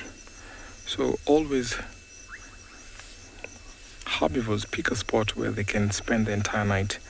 And this particular spot is somewhere where it's safe enough, where they can watch over for predators, a place where there's short grass, and a place where at least it's raised, where they can have a 360-degree angle. Watch out. If it's elephants sometimes walk into the forest. And if it's cheetah like this, he might pick a spot out in the open like that and then spend the rest of the night, or maybe just close to the bush.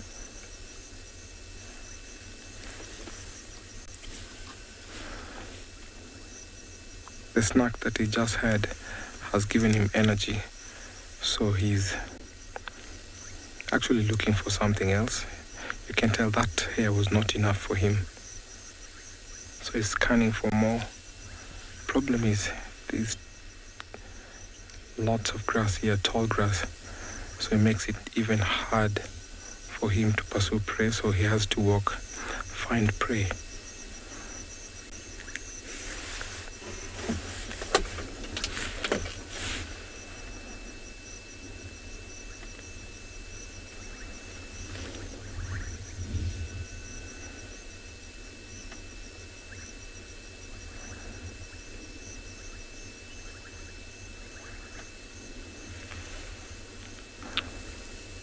So if he doesn't get lucky right now, in the fall of dark, that is where he'll pick up the spot to actually spend the entire night.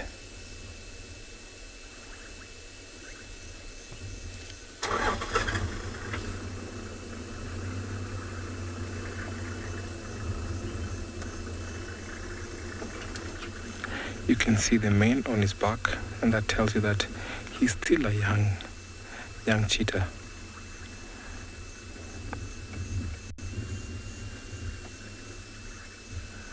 A little bit shy.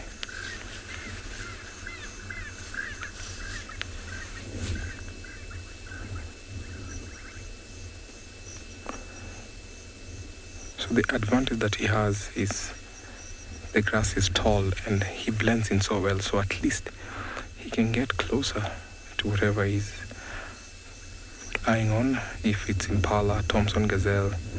So they always go for smaller prey, maybe baby topi. So that is what he'll be looking of right now.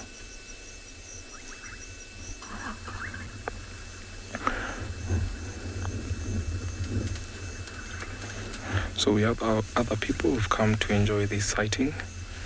So I'll just carry on to position a better angle.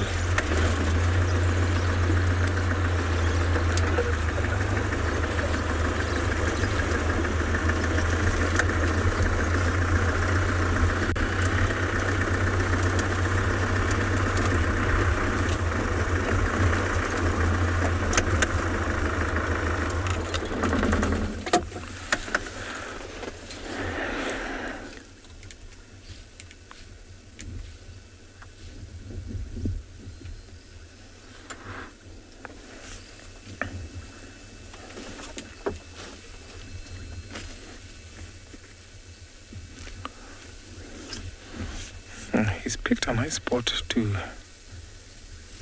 rest, just on the patch of the tissue paper flowers. You can see lots of white flowers. That's called the tissue paper flowers. Look at how it blends in well.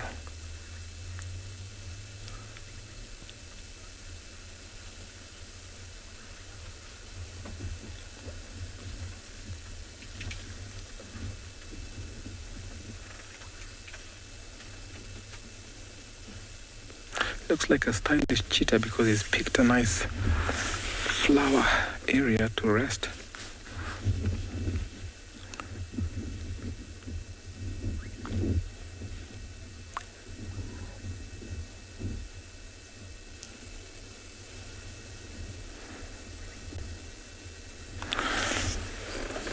So, because he just had a small meal, that scrub hare. So he needs to walk out from that particular spot because it's almost night and hyenas will start to be active, even leopards. So whenever there's a kill, hyenas, remember, can be able to smell a kill or a carcass 4 kilometers away downwind. And if they happen to smell that particular spot where he had that meal, they might be attracted and come there. And in the end, this cheetah can fall victim, can fall prey. So he needs to walk out of that scene, and that's the sole reason he's just moved to that particular spot. You can see he's cleaning himself.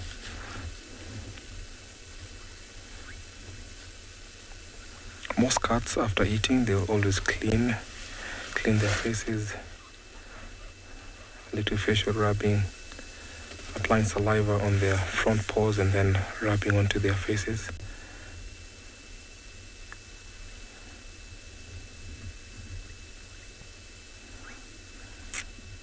There you go, he's doing the cleaning again.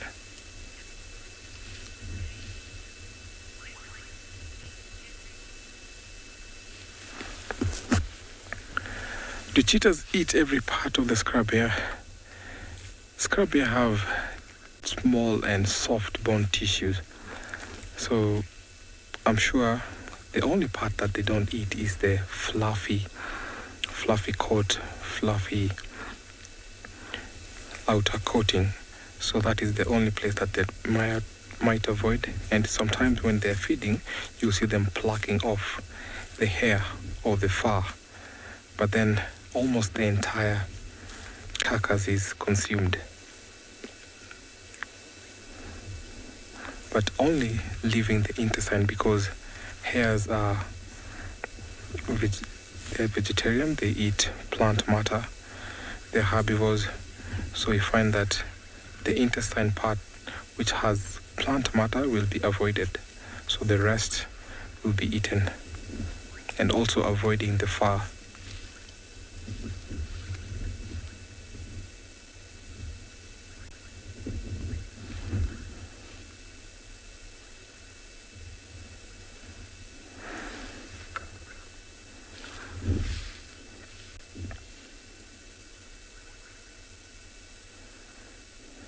He looks happy. You can see how he's rolling over.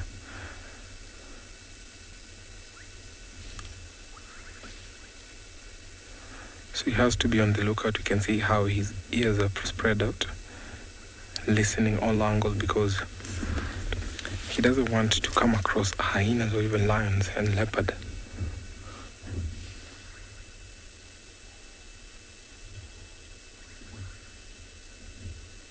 They also pick places where least expected to find them, and that's how they also avoid predators. So there's no game here, it's actually quiet. So lions, hyenas, and even leopard will not come in search of prey around here. So we find most predators will move or walk around following prey. So this particular spot, or within this radius, we don't have wildlife. So we don't have impala, we don't have topi around. So it's a safe spot to actually spend the night. I think he's seen something.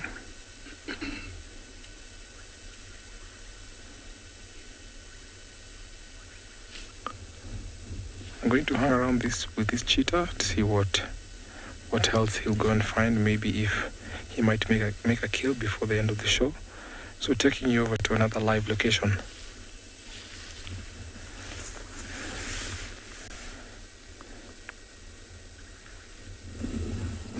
We are back on Torchwood with Miss Tandy, and we have just had the most remarkable sighting. I'm going to try and show you it a little bit later, of about 9 battaliers and tawny eagles all sitting together under one tree.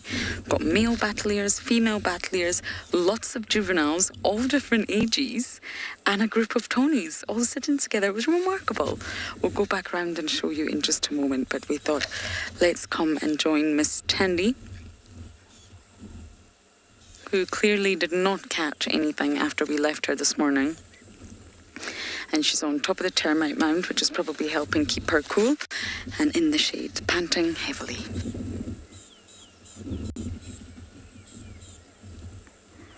I don't think she's particularly watching anything. But I imagine when it gets cooler after her unsuccessful attempt this morning, she'll try and hunt again tonight.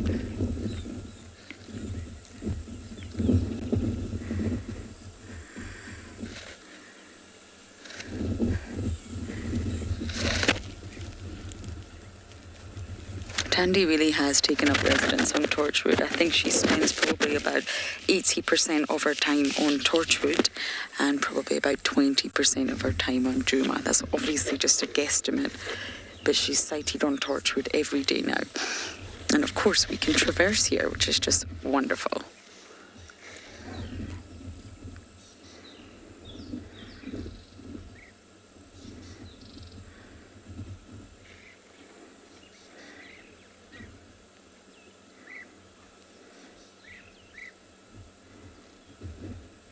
I haven't heard news where her cub is, her son, but I'm hoping they might meet, hoping they'll reunite.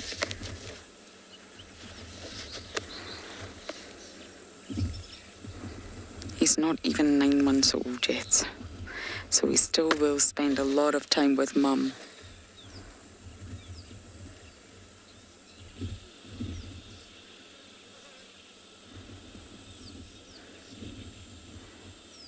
But once we can reposition a little bit, we'll get a little bit closer to her and we'll try and show you all these battaliers in the background.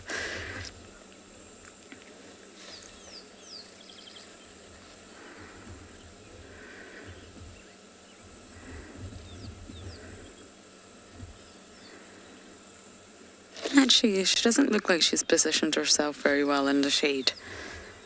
That's why you're hot, dear.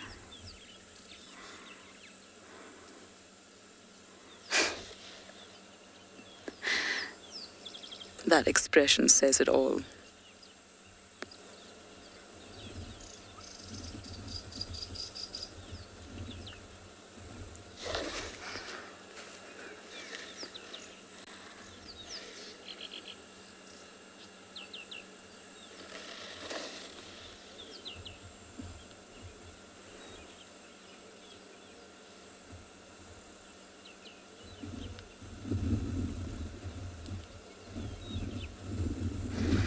Now, I can't think who the male and female tracks belong to in the Mulwati. It's not known.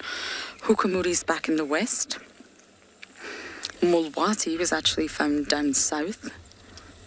And therefore, the only real male that sort of moves that we know of in Juma could be Tangana. Was he following a lady? We do not know. It can't be Tandy. She's here. Is he following Klalamba? Does he want a free meal or something else? But unfortunately, no vehicles got lucky.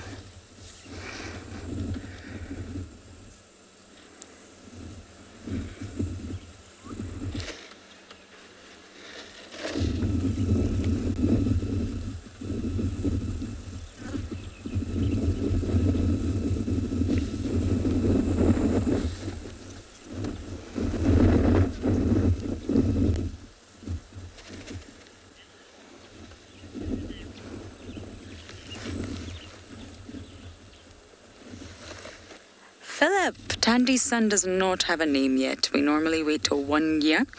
And as I just mentioned, he's not even 9 months. It's a sort of ongoing policy here that we wait till 1 year to name the leopards. They don't have a high survival rate. And of course, naming does mean attachment. So he's still just Tandy's Mabin Pan at the moment, which is small one, little one in Shanghai. It'll be the stakeholders in the area, mostly Juma. I believe that will be very much involved in choosing the right name for Tandy's son. So we've still got a little bit of time to wait until the naming process begins.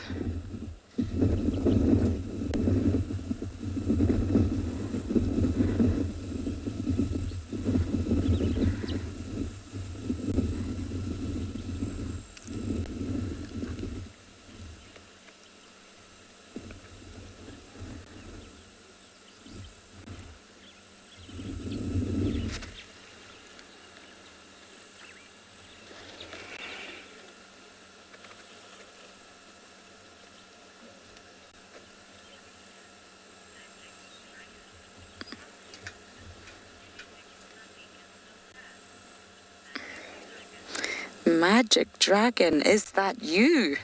Magic Dragon Wizard. If it is, we have not heard from you in a long time, and it's lovely to hear your name.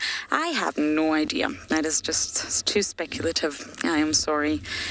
I think when it goes to Tandy, I remember when I first joined 2 years ago, people were saying Tandy will not have any more litters, and then of course she went on to have 2. She did unfortunately lose the 2 cubs that we found her with. They didn't make it, and again she's gone on to have another litter, and now we have a very, very strong, healthy little boy. So I think Tandy will not stop being able to reproduce until she reaches the end of her life, I'm afraid. And some people do use the term losing condition, and it's actually not the correct term to use when you apply that to a leopard.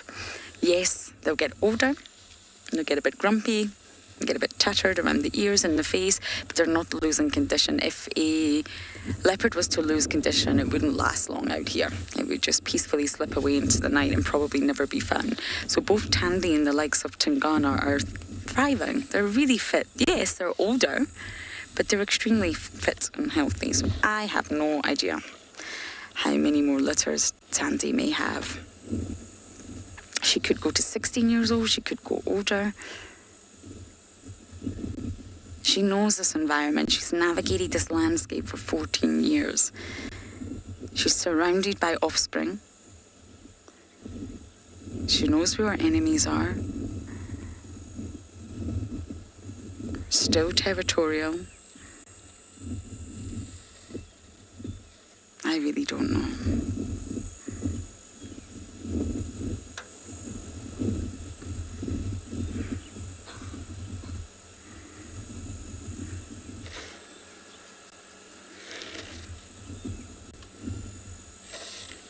I did see a herd of impala behind us, so I wonder when it just gets a little bit cooler if she'll start to think, that's exactly what I want to go for.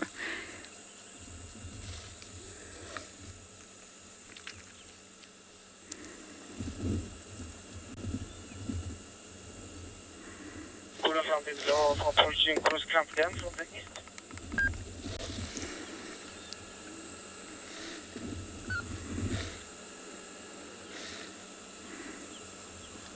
Here we go. I didn't think she was going to stay stationary for too long, but we are in a sighting with other vehicles, so we'll let them move first, and then we will follow her. I think she's spotted something.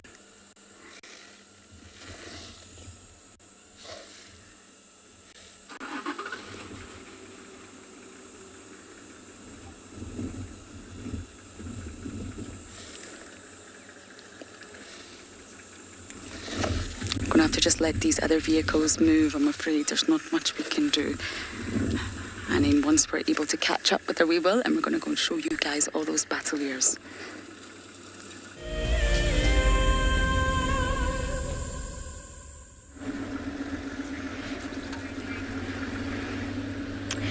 So we've left that watering hole and we're heading back towards the central part of the reserve, as well as the Timbavati riverbed side. And along the way, we suddenly had a whiff, a really strong whiff of chocolate or cacao. And we weren't sure what it is, so we had to stop, looked at all the little plants and the trees nearby, smelled most of the flowers, and we didn't come across anything that had that strong chocolate odor. And what I'm assuming it might be is there were also some ants on the ground. And it might be that some of those ants released that odor, but I'm really not too sure, and it's something that I think I'm going to go have a deeper look into tonight. But currently it's warmed up quite a bit. The huge clouds and the build-up of that storm we saw earlier seems like it's moved past Ngala and completely away, which means that now the sun's out in full force. And it's really, really hot here. But as we get down towards the valley of the Timbavati riverbed, we're hoping that once we get there, it'll be a little bit cooler in the shade of the tall trees along the banks of the Timbavati. And hopefully we might get to see a little bit more life that side.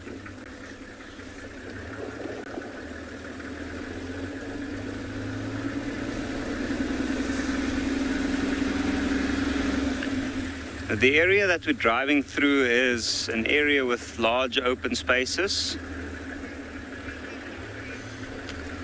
And that's where we're looking.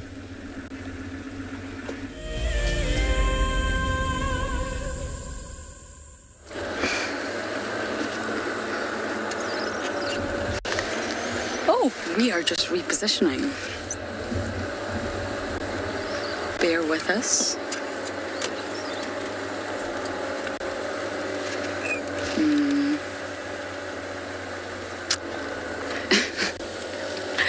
We're going to have to take our time repositioning here. I think we're going to have to go all the way around to the other side, I'm afraid. She's not in the best spot. But maybe what we can do is show you all these battaliers.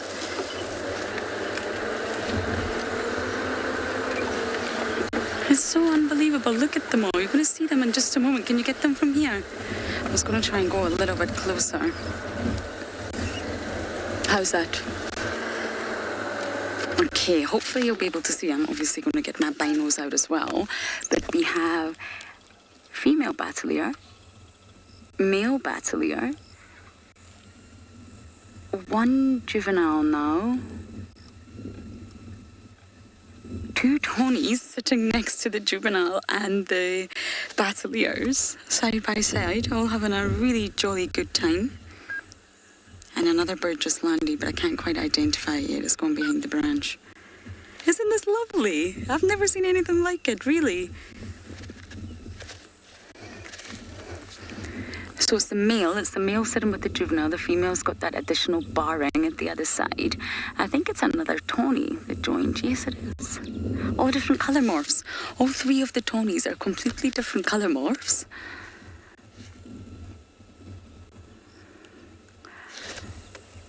Oh, there you go. That's the colour of that one. I just think this is so remarkable. I really have never seen this before. Normally you see battaliers in a tree. Yes, you see Tonys in a tree. But everybody together, the male, the female, the juveniles. That's the female there on the left. You can see by that additional sort of bar. This is so lovely. And if we just go back to the other side, on the right-hand side, what's so ideal here is that the juvenile battalier is right in front of the male. Now, when the male decides to turn his head, you'll see how remarkably different they are. They are not similar at all. And it's the same species, most likely the offspring of this male and female. You see, it doesn't look anything like the adult. You see that? I mean, of course, there's similarities, but in terms of colouring and plumage, it's completely different. And then look at the Tony on the other side. Obviously very hot.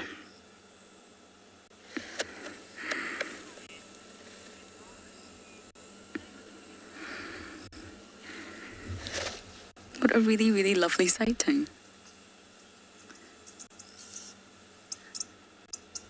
Sometimes when the offspring, the juvenile battalier, tries to join the adults, they just fly off. It's so nice to see them sort of perched on a tree together. And you'll be able to see the juvenile tail feathers are so much longer in the battalier than the adult. They really don't look anything alike.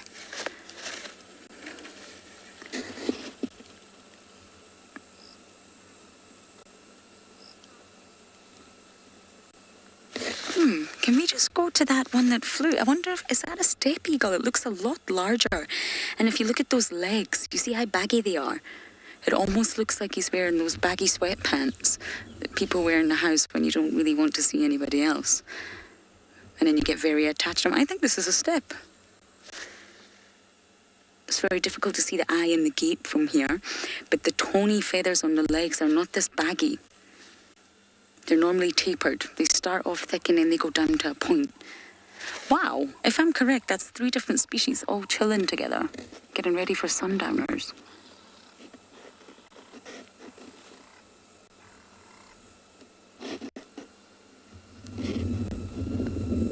Yes, I think this is a step. So you just had a really close look at this one, but if we go back to the tawny on the right, you'll see the feathers on the legs are completely different. It's a true eagle, so the feathers go all the way down, but you'll see they're not baggy. That's actually not the best views, but you see they're not sort of really, really thick, as if it's wearing sweatpants. Just 3 different species on this tree here.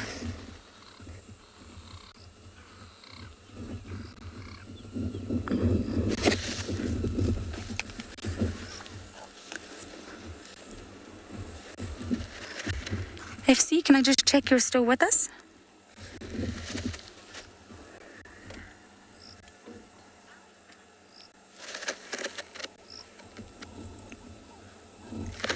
Lara Moore, you're saying you're surprised to see... My comms are breaking up. I think we're in a little bit of a tricky spot in Torchwood. But you're surprised to see something.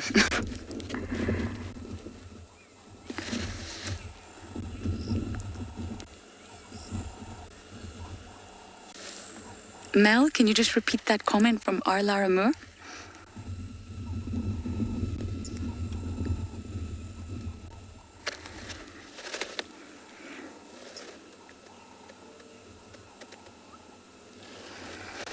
You are surprised to see 2 juveniles. There was definitely 2 juveniles when I first arrived, but I can't see where the second juvenile has flown off to. But yes, I was surprised too. 2 juveniles, just the sheer sort of mixture of species here. I'm looking through my binos, but I can't see where the second juvenile flew off to, but there definitely was one when we first arrived, 2 juvenile battaliers.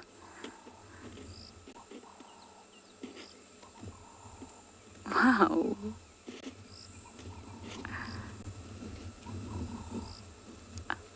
Now, although Tawny and Steppe are very similar, they're completely different in size as well. Have you just found the second juvenile?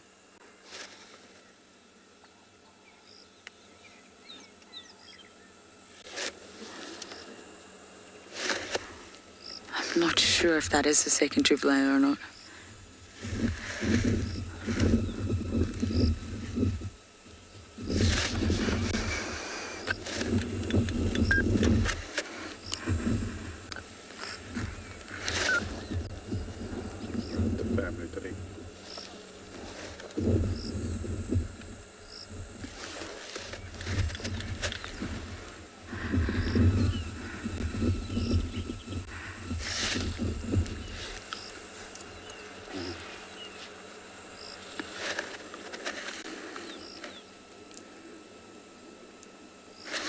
Somebody's just flew off. I wonder if they'll all start to fly off at the same time. The female battalier seems to not be enjoying socializing so much, but the male is having a great time. Maybe that Tawny's a female.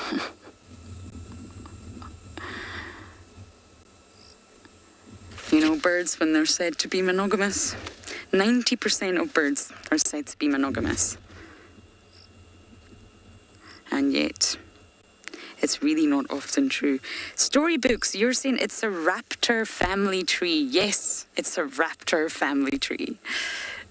Literally. How long did it take you to think that one up?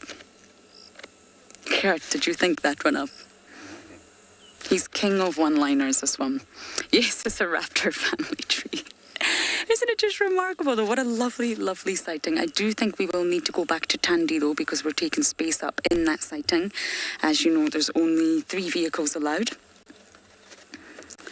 So we need to go back, see her, before someone else wants to come in. But that was just really wonderful.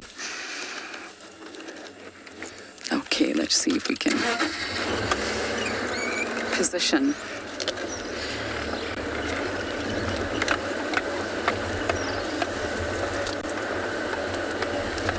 Okay, so hopefully we can get into a much better position to view our queen.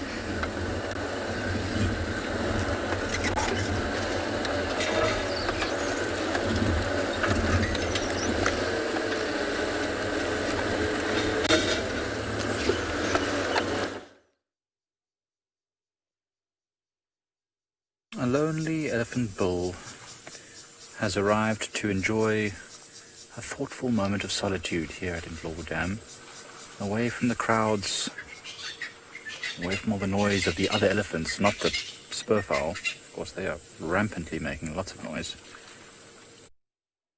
Just enjoying the peace. As the sun starts to dip, it's just dipping close to the horizon. We can feel the temperature starting to change. Not changed yet. It's still very warm, but it's starting to dip. Oh, scratching his ear there. Just wondering what to do next. We often scratch our heads when we're trying to think. I do wonder what elephants think about. Like, is this elephant thinking about what to do next? Or is it purely going on instinct? When it's hungry, it eats. When it's thirsty, it drinks.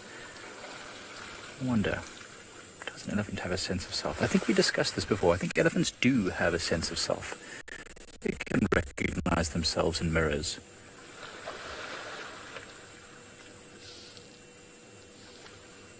The elephant's not the only thing at the waterhole. There are some other birds around. There's the geese, of course, as always, the blacksmith lapwing, the red-billed buffalo weavers who live here. The elephants always take that pathway there, and it always surprises me because there's lots of roots there. They often trip over the roots and things. I suppose it's shallow and the ground is harder. It's not so much like clay. The question is, are you going to take the hard road? Yes, it looks like you are. This is a very tall elephant. Strangely long legs, I feel. Doesn't make it easy to climb when your body is so heavy and your legs are so long. You can do it. Come on, push. Oh man, I always have to like hold my breath when elephants climb up steep embankments like that.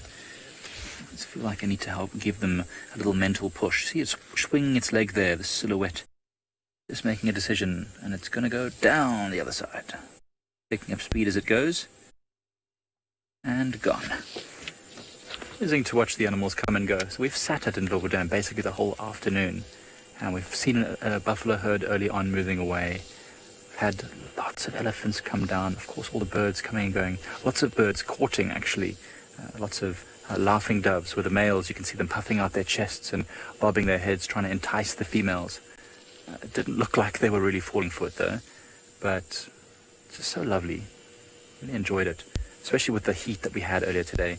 Just to sit and feel the breeze off the water. Not a particularly fragrant breeze, I will say, but at least a bit cooler. Not too much wind though. Very still. That's mostly ripples from that elephant bull as he left the water. I'm sure in the next 5 minutes that will become as still as a piece of glass.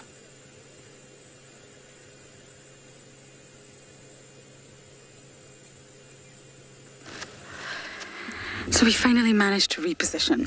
Tandy doesn't make it easy for you, but then we know that. It's starting to get marginally cooler. I'm starting to feel a little bit relief. A little bit of cloud coverage.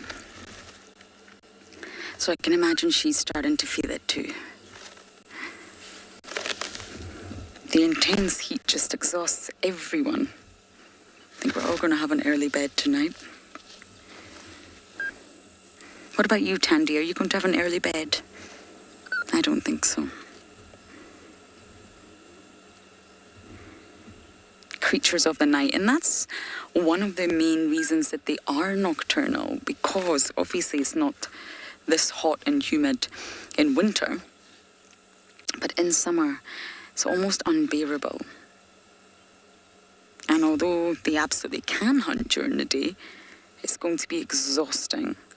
And they're going to sort of spend far more energy hunting during the day than they would do when it's cooler. They're going to really dig into that energy budget of theirs. It's all economic survival out here when it comes to energy. And same with us. Sometimes humans feel completely depleted. We've exhausted ourselves. We've burnt the candle at both ends and we think, oh, I just need to lock myself away and recuperate because we've completely fizzed out. We're out of energy. Or maybe you haven't ate well that day or you've skipped a few meals.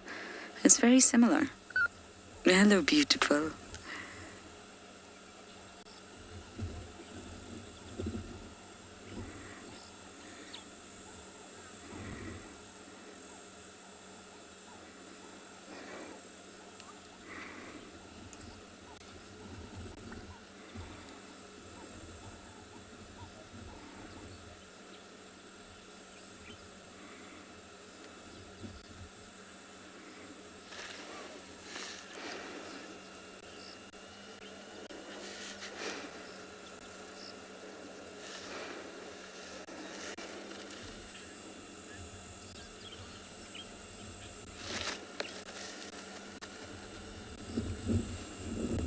So many of you ask about the father of Tandy's cub, and it's completely unknown. We do send scat away for analysis, DNA analysis, by an organisation called Panthera. We do scoop up scat. It's a delightful task. We ship it off and it gets analysed. And of course, the DNA that they do have, they can match it up. Or even if they can't match it, they can at least eliminate, the process of elimination. And it's really unknown. I firmly think it's definitely not Tingana's. One, for many reasons. I don't think he looks anything like Tingana, but that's, of course, my perception. Every human perceives things differently. But also the movements of Tingana and Tandy now. Tingana going very nomadic. I really, really do feel he's not Tingana. So the two main options are Quarantine and Mulwati. I know some people that think Quarantine, I know some people that think Mulwati. I guess we won't actually know until we're able to analyse the wonderful, smelly scat that comes from her son. And just like Kosana, the future for her son, once he gets to around 2 years old, give or take, that's the sort of benchmark for a male leopard. Could be earlier, could be later. There's always a benchmark. Once he gets to about 2 years old, he'll disperse. Just like Kosana did. He'll go and find new stomping grounds, set up his own territory, and find some ladies that are not relatives.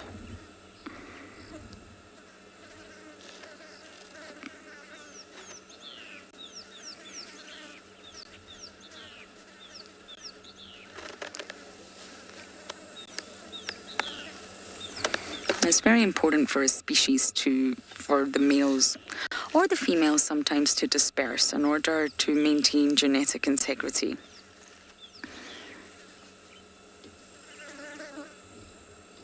Leopards can inbreed for about 3 generations, but still it's not a good thing. Even though they can do it, it's not a positive thing for the species. They need to maintain the genetic integrity and not mate with relatives.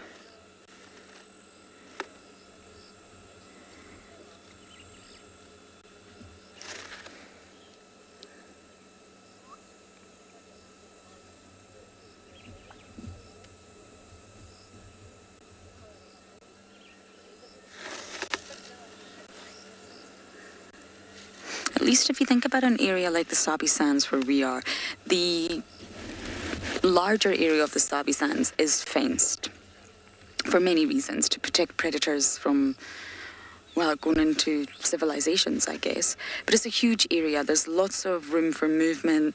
The animals can then move into the Kruger. And this allows for males to disperse and females to move extraterritorially for mating purposes. Whereas if you compare that to, let's just say, the Ethiopian wolf, whose populations are so low, at under 500, and they're constricted and confined to a very small habitat. They're too specialised and there's nowhere else to go. They're up the mountain at about 4,000 metres. There's nowhere else to go. The numbers are continuing to reduce and there's no fresh numbers coming in, and therefore the genetic integrity is completely compromised. They've started mating with domestic dogs as well, which is possible, so they're hybridizing. And that's further completely ruining the genetic integrity of the species. Where at least here in the Sabi Sands, these animals can move, individuals can move. Tandy has the opportunity to mate with many different males, which she needs to do. And the males, of course, have the opportunity to mate with many different females, which they need to do. They both do it for completely different reasons, though. But they are promiscuous by nature. And it's important for both sexes, male and female, to mate with multiple individuals.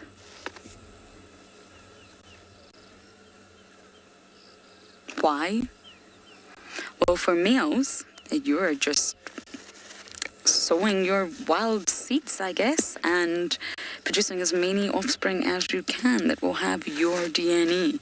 You're ensuring that your bloodline is thorough and complete by mating with many different females. All the offspring in the area could be yours, no other males. Whereas for females, they mate with many different males to confuse paternity. So let's just say, for example, Tandy mates with Tingana, Mulwati, and Quarantine. 3 handsome, striking males. Every single one of those males will know that they have mated with Tandy, and she sort of roams within their territory, give or take. They will assume that the offspring Tandy has is theirs, and therefore they will not be inclined to kill the offspring, which male leopards do. They come across a female with unknown offspring that they haven't mated with, they will kill the offspring immediately, because it's not theirs. Why let a female have offspring in your territory when it's not yours? Why would you allow that? You wouldn't. So females are very clever, and they're trying to make all the males think this is yours. It's a very, very smart way to survive out here, and it's all about the survival of her offspring. She just wants to ensure the safety of her cubs, to ensure that no male comes in and kills them.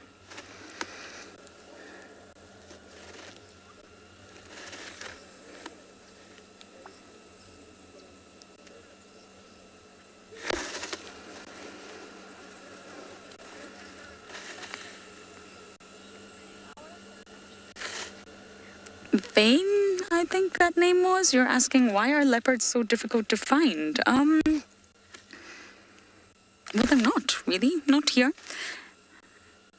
They're very, very easy to track and find here in the Sabi Sands. Now, it's summer, so it's a lot trickier. The bush is so thick. We probably drive past lots of animals on a daily basis, and you just can't see.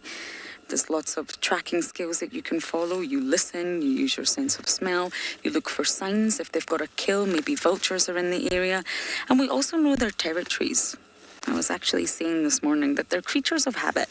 They will frequent the same water holes. They will use the same roads, especially territorial adults. So out here, it's surprisingly easy, and they're very habituated. But I do know that in other parts of the world, it's very, very rare to spend so much time with leopards. They're shy by nature because they're solitary and elusive. But out here, they're really easy to find. Now, I say that, I'm probably not going to find one for the next week.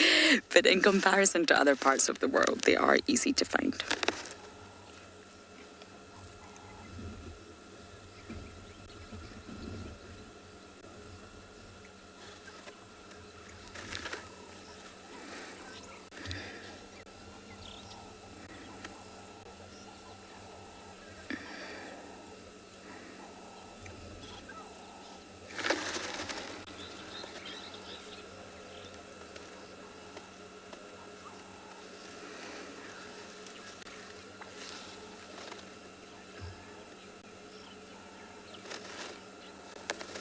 Christina, they do have incredibly long tails, don't they? It does look as long as her body. I think it's almost the same length that reaches to their neck. Slightly bulbous at the end, nowhere near as bulbous as a cheetah's. They use theirs as a rudder, but it's remarkably long. I don't think it quite, if they folded it over, I don't think it quite reaches the end of their nose, but it does cover most of the body. So elegant.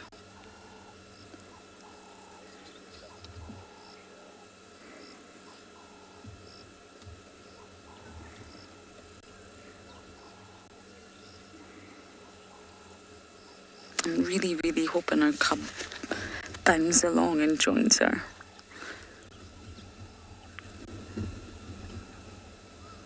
Tandy's maternal instincts are fierce.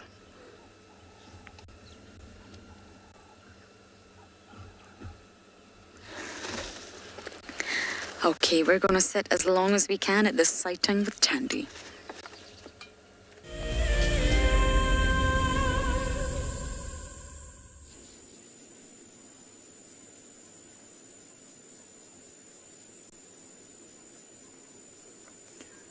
As you can see here, lots of movement in the shallows of Ndlovu Dam. Lots of terrapins are on the move. See, trying to catch insects. It's now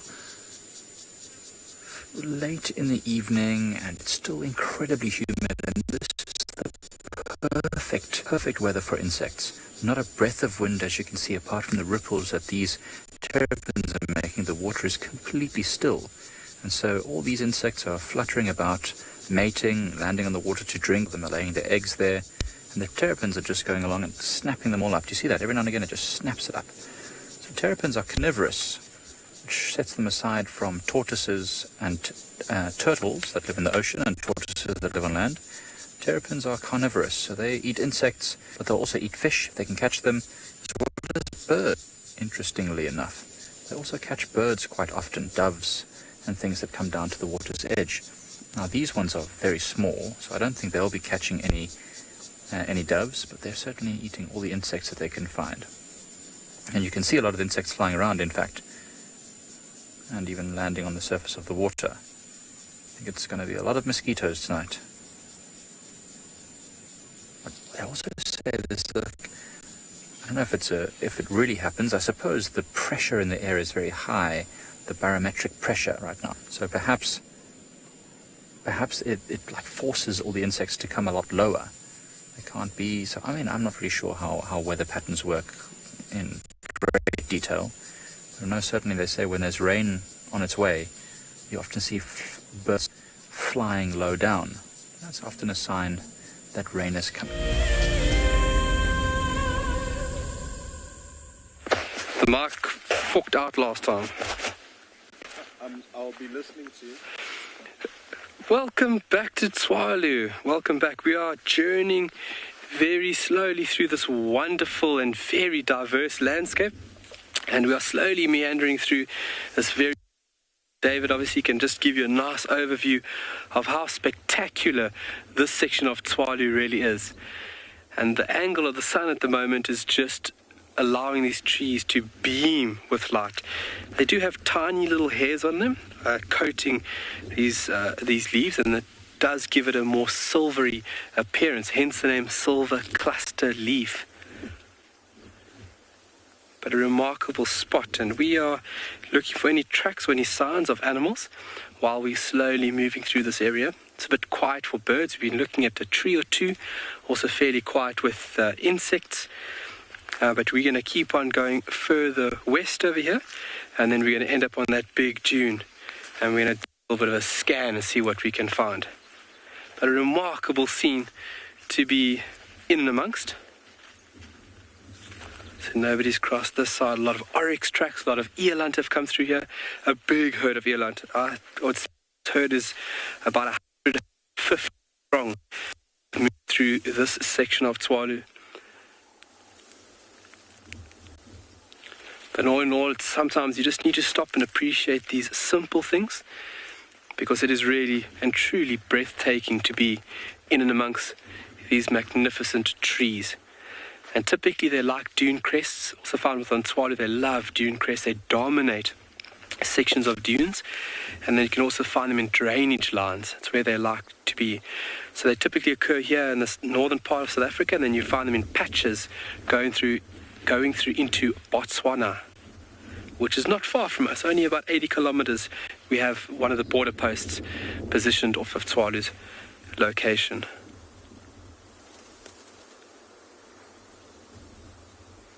All the leaves dancing in the wind.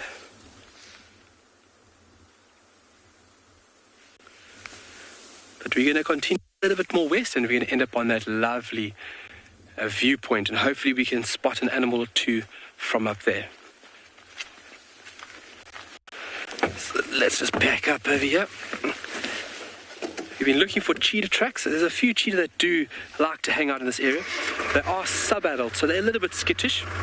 Some of these animals hardly ever get to see a vehicle, so they just remain absolutely wild. They see or hear the vehicle, they are gone. We basically call them ghosts, because that is what you are chasing sometimes.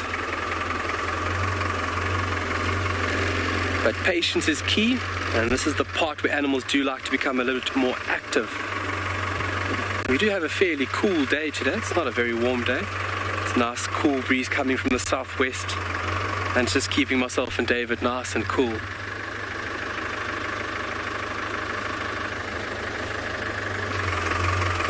All right, well, we're going to send you for now off to one of our colleagues, and we'll see you when you get back.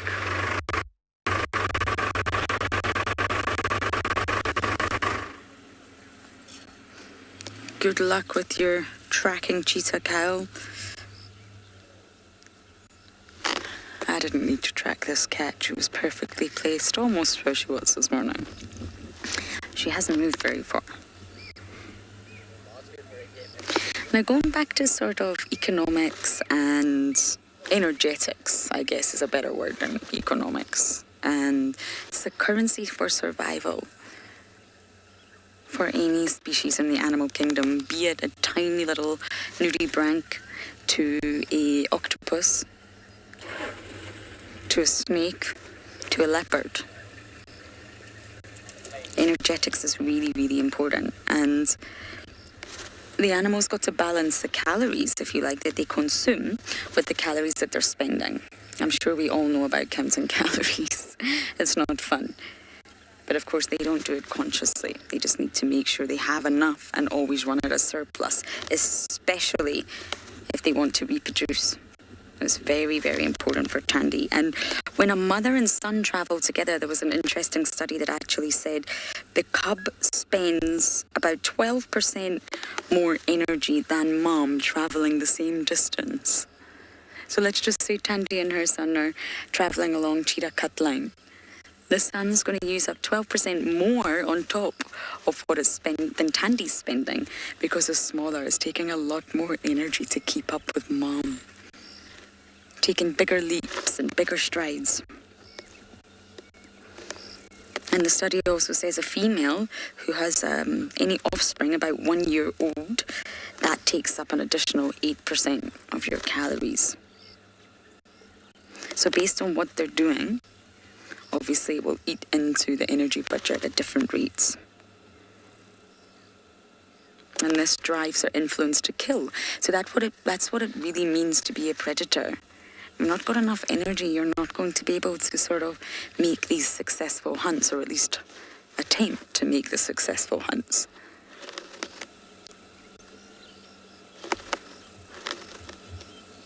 On territorial patrol, male leopards, because they do a lot of patrols, a lot of advertising, especially when there's a high density of males around, it constitutes 25% of their daily calorie intake. That's a quarter that's used up on just being on patrol. When we see Tingana walking and scent marking and calling and scraping and being extremely territorial, that's taking up a quarter of his daily energy budget. That's why they sleep a lot too.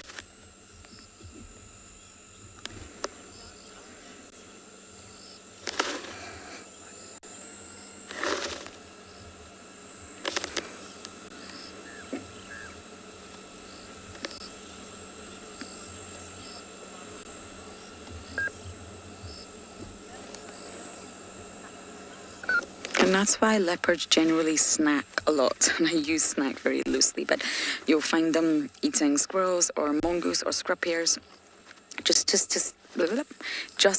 sustain them, to keep their energy budget high in order to have enough calories to then make a proper kill and a much bigger prey, which is going to feed you for days.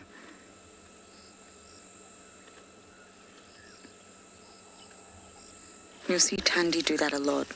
I've been with her when she's murdered squirrels and mongoose and all sorts.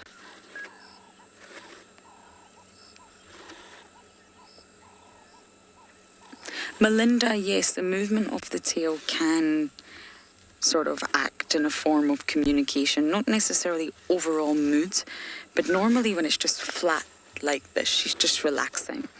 But when Tandy is walking through the thicket and she's not trying to hide, she's just going on a journey from A to B, like we all do, going shopping, she'll raise her tail. And sort of the white flag effect for the underside, which is white, will be raised. And she's trying to say to everyone, calm down, Franklin's, no need to go crazy. And Paula, no need to go crazy. I am just here. I'm trying to get from point A to point B. No need to worry. I mean no harm. When in fact, I'm sure she would mean harm. But normally they do that when they're trying to communicate that they're not going to kill another animal. When it twitches back and forth, that's often, especially if you're close by, that can show that they're extremely irritated and they're not happy. And if it's with your presence, then that's normally a sign it's time to leave. The tail's curled up and it's twitching. Leave. The leopard's not happy with your presence. But she'll also twitch when she's hunting and she's concentrating. So yes, you must pay attention to her tail for sure.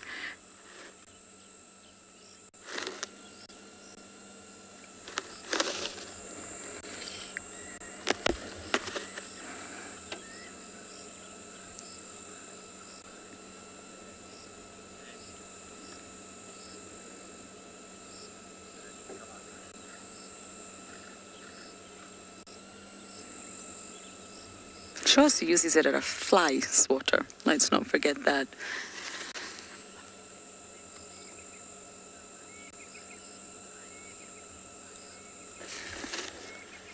Kaya is hot.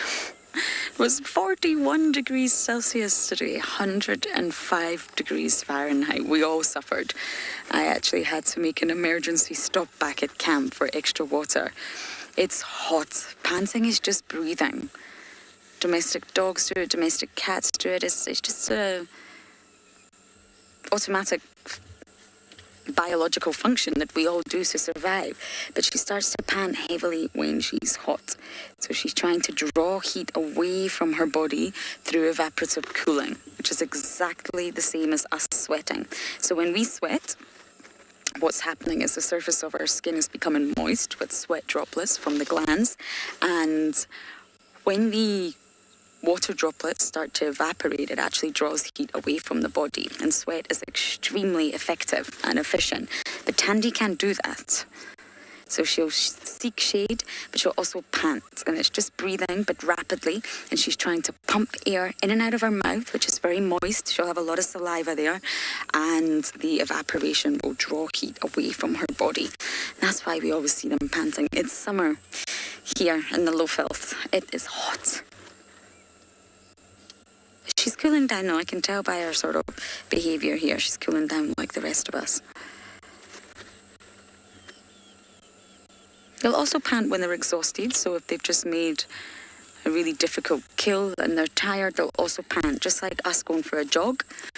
We get hot. Our muscles are working, pumping blood around the body. We're sweating, even in winter or summer. So they'll also pant excessively then.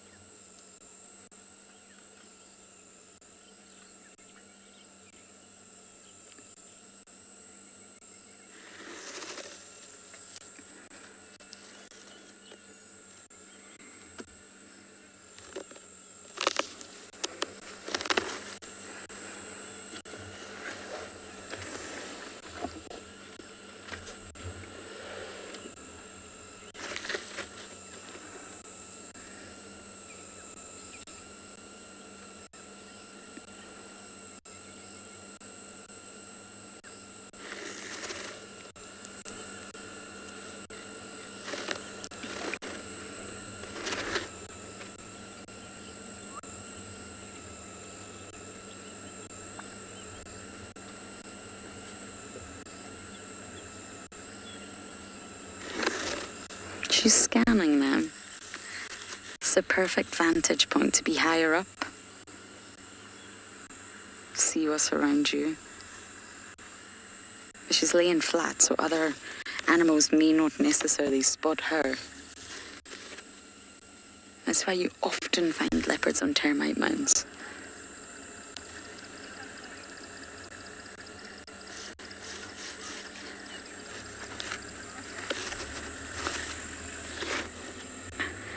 And here we go. Let the games begin.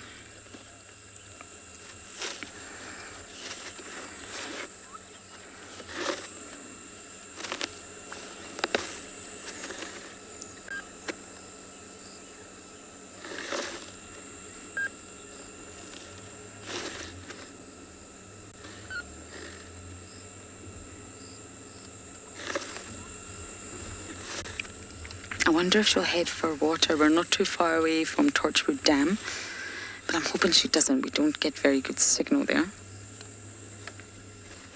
But she's definitely on move, and she's heading west in the direction towards Djuma.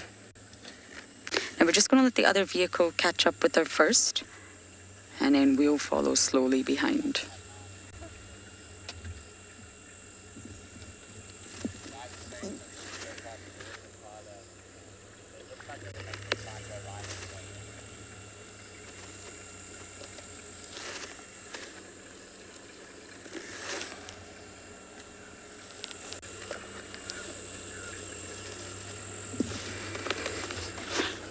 Okay, are you ready to bumble? The other vehicles move, so we're just going to slowly see if we can keep up with her.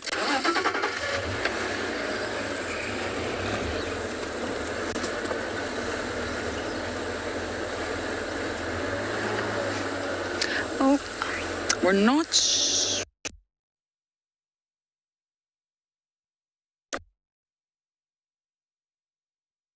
completely following. So we'll give you some last visuals. She's right here, and then we may have to reposition.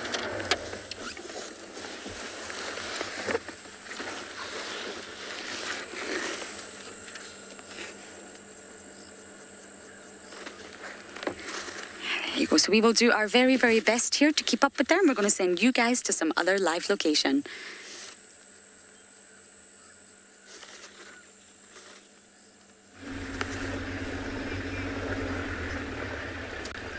So, as Lawrence Leopard has moved out of sight, we are currently hoping for any signs of a leopard. It's cooled down drastically now, and we've been sticking to the riverbed inside the river, which is one of the best things about Ngala, is that we have the chance to drive the Timbavati riverbed. And now the river makes a huge bend in this area, so there's a big block full of very, very thick bushveld, or riverine forest actually. So we're going to skip across this block, use the roads, and then head back down into the riverbed, where we're hoping that we might find a late afternoon chance that the leopard might come down to the cooler part of the riverbed. And that will also have quite a nice view of the area, and possibly even go for a drink of water there. It's been fairly quiet over the last few minutes. We have seen 1 or 2 elephants moving off. But I think the animals have just started getting more and more active. Some impala and wildebeest up ahead.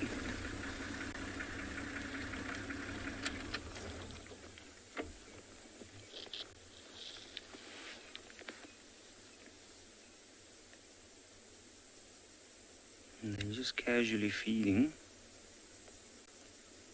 Have a look at the wildebeest at the back. None of them's even got their heads up. It looks like there's a few younger ones. So this must be a herd. And then that impala over there, which looks to me like about a yearling, maybe from last year's lambing season.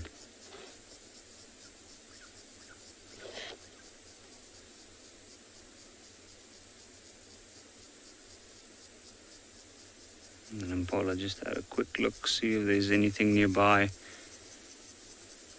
Like I said, we are not far from the Timbavati,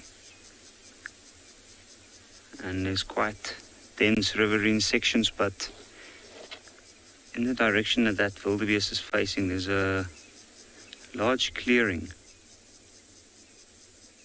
and it's more than likely the area where they might spend their night.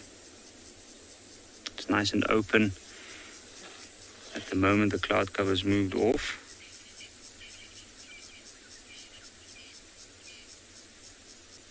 And the moon is starting to get brighter and brighter, which means that once the animals have adjusted their eyesight to the low light conditions at night time, they might be able to pick up on any movement nearby of potential predators, like the hyenas.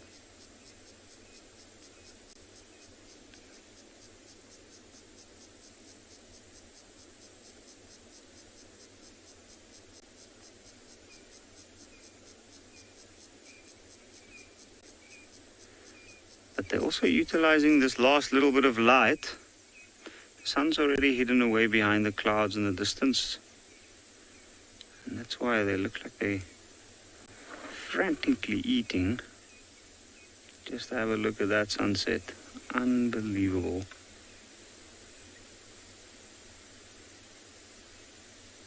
What a spectacle the clouds and the sun in the late afternoon with the last light creates.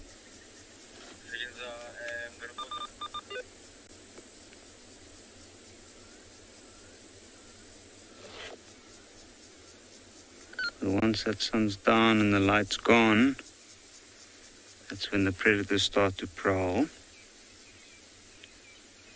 The lion, the leopard, the hyena. In this particular area, there's a lot of hyena moving around at night time.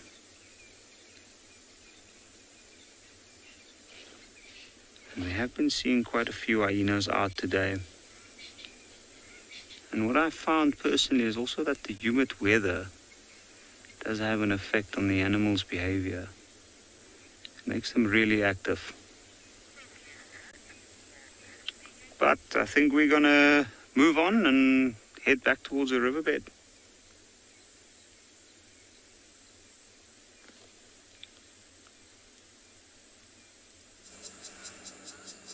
Correct, the animals do become more active, or at least the nocturnal ones. The diurnal ones do not, of course. And there's interesting dynamics between the two when you look at an ecosystem. And the diurnal species are getting ready to rest for the night, and the nocturnal species are getting ready to wake up for the night. It's an interesting time, especially on the coral reef, when all those fish are getting ready to hide or make little spit bubbles or find a hole in a rock. And then all the nocturnal fish, all the predators come out. It's a very energetic time to be snorkeling on coral reef, and it's also a very energetic time to be out here. Tandy's getting more and more active. Now there's a drainage line in front of us, everyone, and we won't follow her. I don't think it's the wisest idea. It's getting dark. We'll just let her. Hopefully she'll hunt successfully. She's definitely interested in something. And I'm going to try and race Ferrari Safari round to the hyena den to see if it's active. Although it's still very hot, so I don't hold much hopes. But I do check every single day.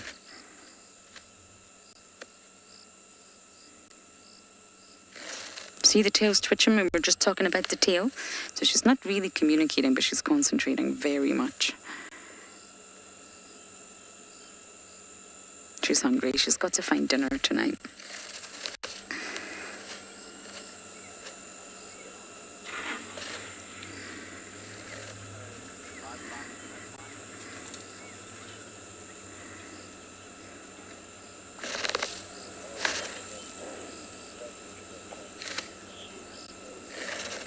And off she goes into the thicket.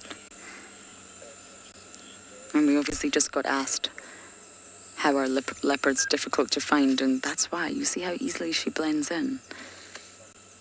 I can't see her with my naked eye.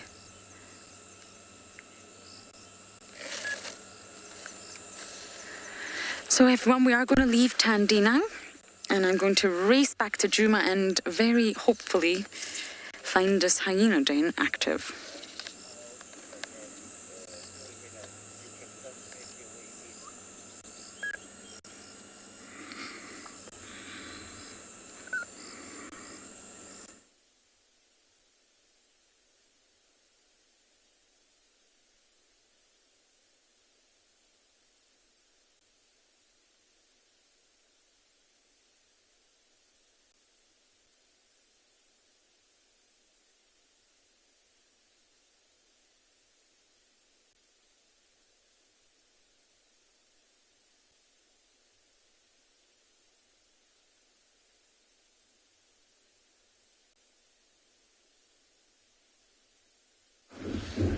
Well, welcome back to Tswalu. Beautiful spot over here. We're just absorbing the vast scenery, and we're utilizing this vantage point in search of any cats, especially cheetah. And good luck to Lauren in finding those hyenas. I'm sure she'll be successful. But this is a brilliant spot to scan for any animal activity. So far you can almost see into tomorrow. See for days out here. Some oryx and wildebeest in the distance.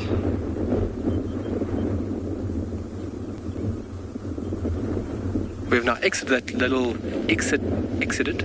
We have now left the Terminalia forest, and we are venturing south now. We're going to start going through the little dunes over here to see if we can run into any beautiful animals.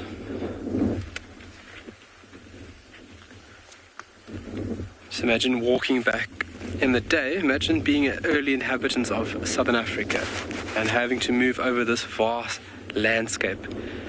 And it's truly breathtaking now when we're in a nice Land Rover and we can get from point A to point B fairly quickly, but imagine just using your 2 feet and having to cross this vast open area. You really got to share and have a lot of respect for people that were inhabiting these harsher areas of South Africa. It must have been very, very tough. There's an oryx going to cross in front of us here, Dave. It's a beautiful oryx here in the middle of the road in front of us. Looks like a bull. Yes, it is.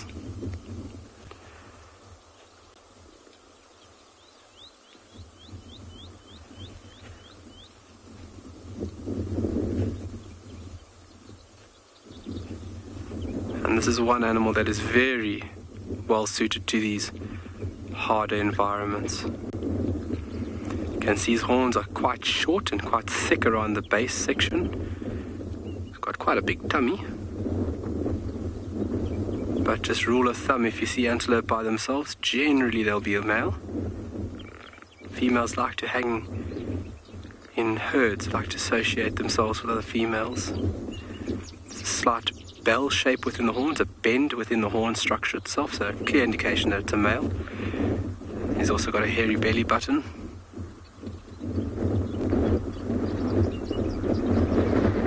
What a magnificent animal.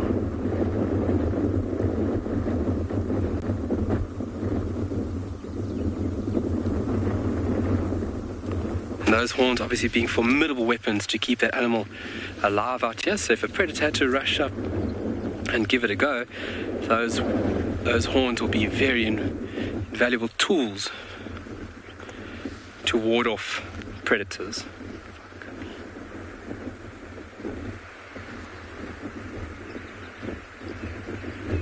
The Coronaberg starting to put its afternoon or evening dress on. You can see all the shadows. That is hiding from us.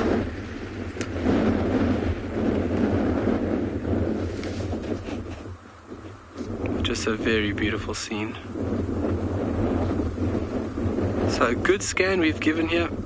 Nothing out and about, so we're going to continue further south along this cut line, and we're going to be utilizing the road, looking for any tracks crossing from right to left. And with tracking here in Tswalu, it's an invaluable tool for us to find animals.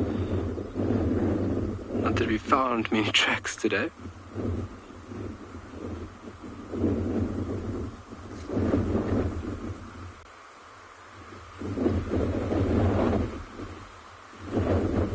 To see single animals darted throughout the landscape.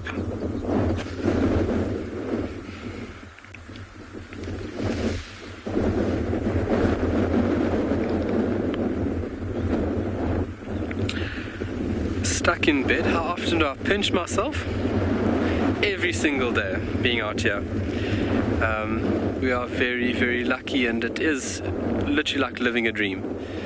I mean, what we get to experience on a day-to-day basis is truly remarkable, and what Tswalu has done here over the years is preserving and protecting all this beautiful diversity, if I can say it that, from vegetation to insects, landscape, you name it. So it is really a huge privilege, and we are very, very lucky. But it's wonderful that you could join and share, and we could share this with you guys. What is that? Just the colors from orange, light brown, green, dark brown of the mountains, the blue sky.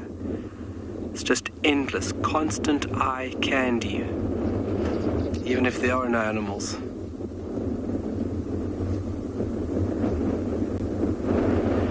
But This is a brilliant spot for predators to sneak up onto animals. Obviously, there's enough cover.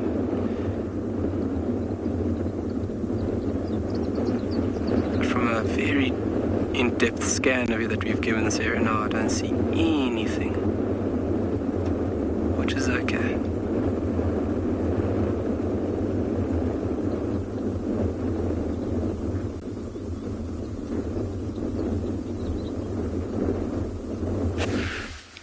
In the distance you can see the undulating landscape of the dunes before those beautiful mountains.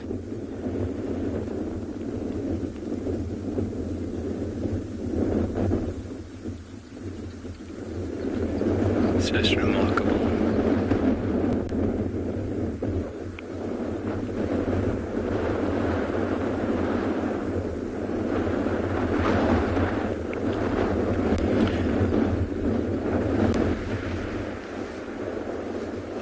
Well, we're going to continue on south here. Let's start up the old horse. Let's go down the dune. I hope everybody's holding on. We're going to go through a slight little lean here to the left-hand side. Are you holding on there, Dave? Yep. Obviously very important when it comes to driving like this. You never want your foot on the clutch. You want to control the vehicle with the brake. Because if you engage the clutch, that means that the vehicle is running rogue. And that's not safe. So obviously safety, like I've always mentioned, is number one. And you let the vehicle and the gear do all the hard work here, basically. And once you're on a bit of a flatter surface, then we can engage a higher gear. And we're off. Just the way that the light is kissing the vegetation now is quite remarkable.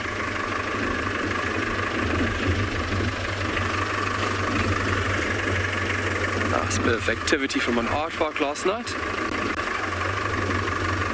Let's close it up a bit.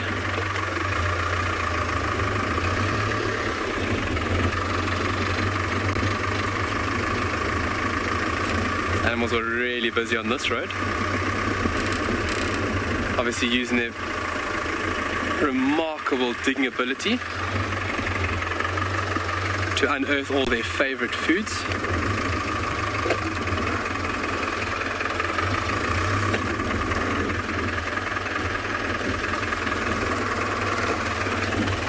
Phew, it's quite a hole. Sure, look at that on the right, Dave. Look at that. It's going to stop there so you folks can appreciate that. And the noisy land you can dissipate, and we can just tap into those beautiful earthy sounds. Wow, look at all the spider webs on the grass, David. See that? It's a little bit hard. So on the grass itself, you can just see all these illuminated strands waving within the wind. And those are strands from spiders, more than likely spiderlings. Obviously, an efficient way of getting from point A to point B, sending out a strand, allowing the wind to take it, and once that strand is anchored on another point, that spider then can make its way across that protein line.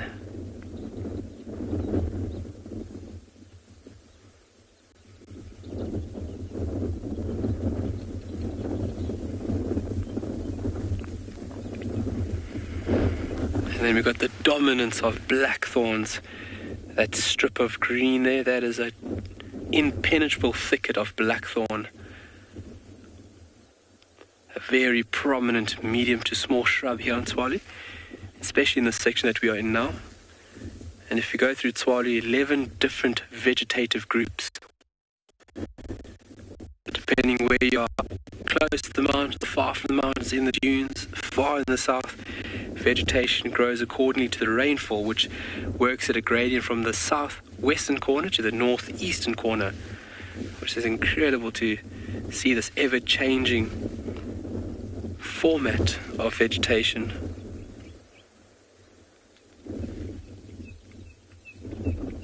Red-crested coran calling in the distance. Just watch that side, David. It might fly up. Right, we're going to send you off to our colleagues and another part of this beautiful continent. We'll see you shortly.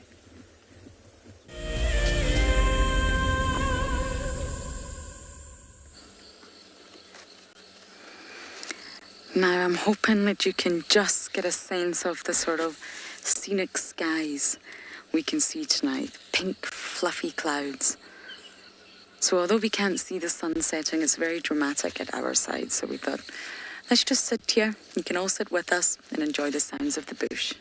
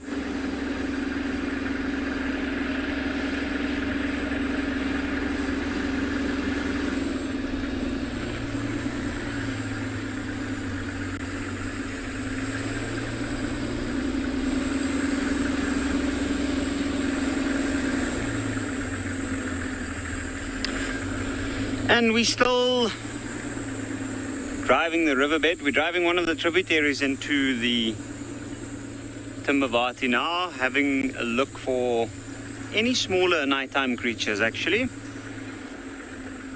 Not necessarily leopard. You can hear some of the birds settling in. Every now and again we catch a pile of elephant dung that surprises us, and it looks like something laying down in the riverbed when it's not.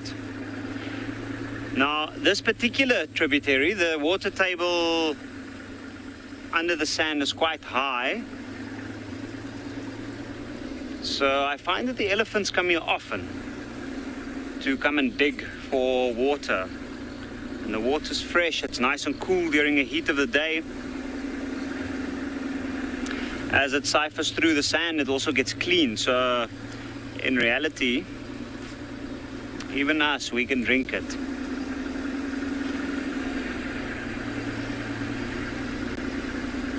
But it does make it a little bit difficult when you drive this section, because if you don't watch out, you might drive into one of the deeper ones and get stuck.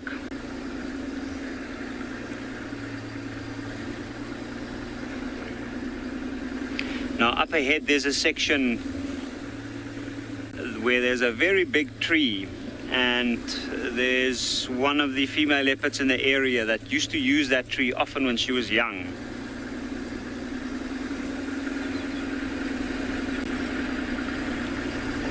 So I'm hoping for a bit of luck. I haven't seen any signs of her tracks over the last few days, and I thought we might see some after the rains when she'd go out and patrol.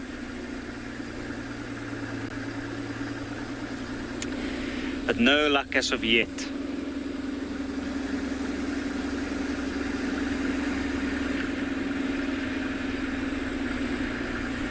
But after dark, these dry riverbeds become very, very active, with lots of predators. Also the African civet, smaller cats like the African wildcat.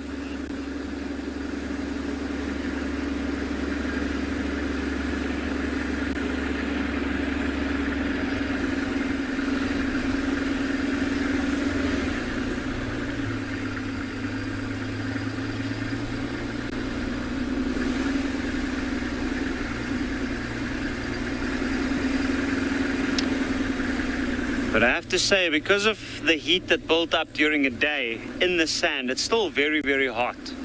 So I think we're more likely to find animals up on the bank.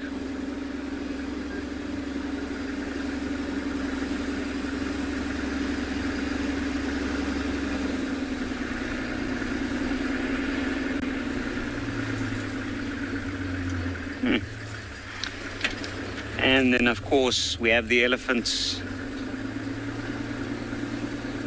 making life just that little bit harder by pushing over a tree across the dry riverbed or across the road every now and again. Sometimes they might even go as far as to take one of the trees that's already pushed over and we removed and push it back into the road.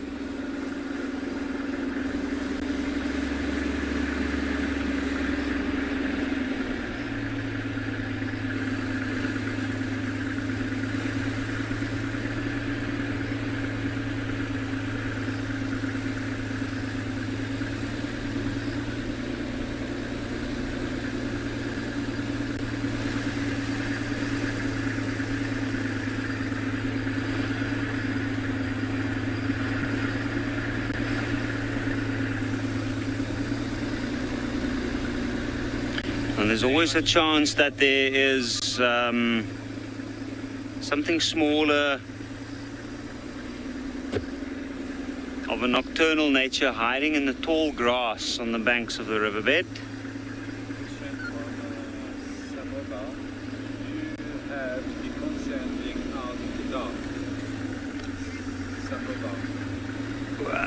Samoa. If I hear your question correctly, do we have any concerns about being out after dark? Not really. It is different and we need to be careful after dark, but it is also quite fun because you see behavior from animals that you normally wouldn't see during a daytime, especially animals that's more active at night time.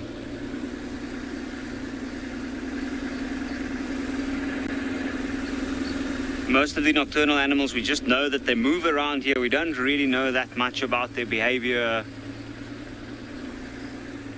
And the only way to see that is after dark.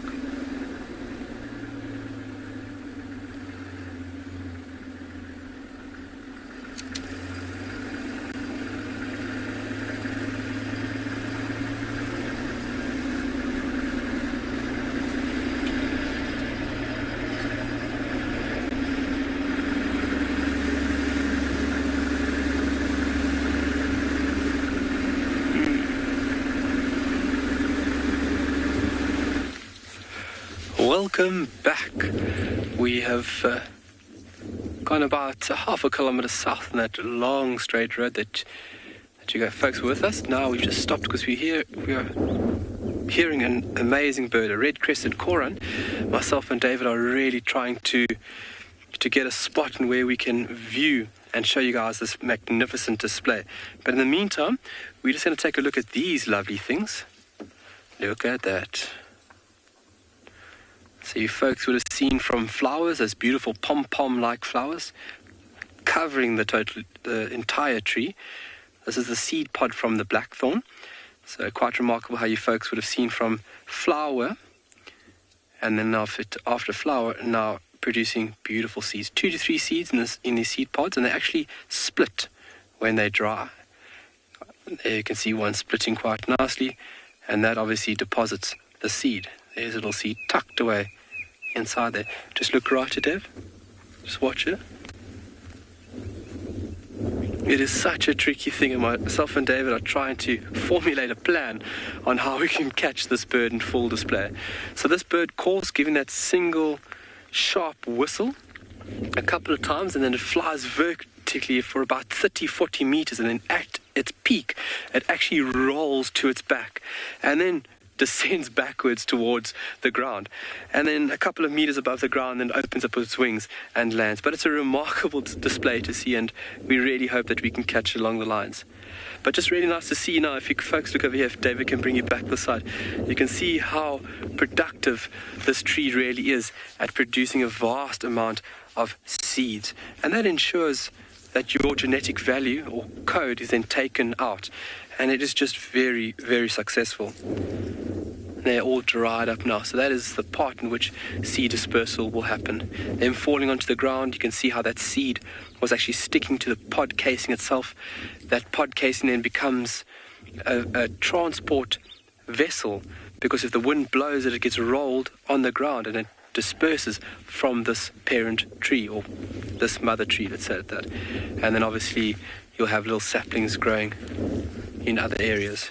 And it's taken fairly easy by the wind. If I can just show you over here. Just watch out the wind. And look at that. Just by the wind of my breath, that is taken very, very easily.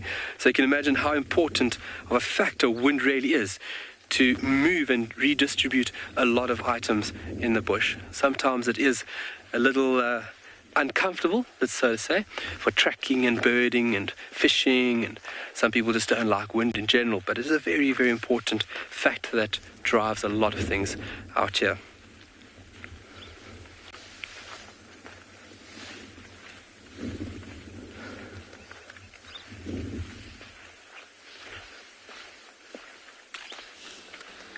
We have just arrived at Ferrari Safari Jet, and look who we have here. I think this is Corky's daughter, and we can actually get such a wonderful look at the spot pattern with the infrared light in Gwazi and Shimbulu. We don't have any artificial lights on, and sadly there's no adults, so we're going to give you another look for about 20 more seconds because we've just arrived. Oh, what's that wonderful impala horn? I wonder where that came from.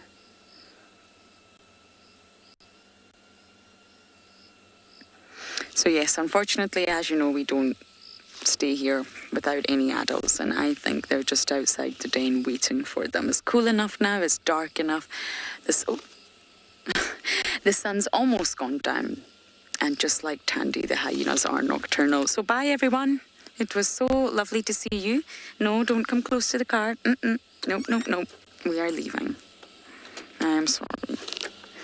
Bye. Breaks my heart every time. But that is us leaving now, and hopefully tomorrow this den will be active.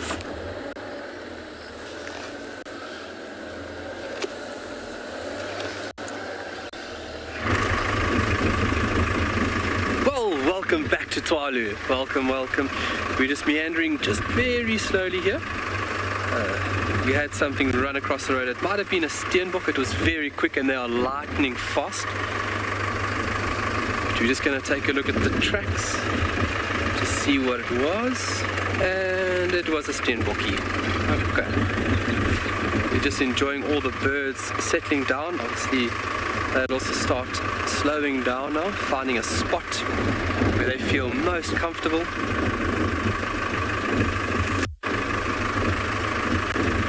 And we're just taking our time and we're looking very carefully in and amongst all this vegetation to see if we cannot pick something else. It's been very slow today, but that's okay. We've had a chance to absorb and really get in touch with Tswalu's landscape, which is absolutely breathtaking.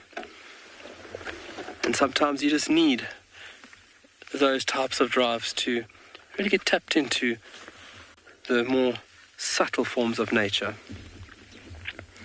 Beautiful white-browed sparrow weavers' nests. The backdrop with the sun. This beautiful acacia tree. That also come back to... there we go. Is that one? Yes, that is it. That also come back to their nest. Now that one's actually got nesting material. And up to the nest. Beautiful call.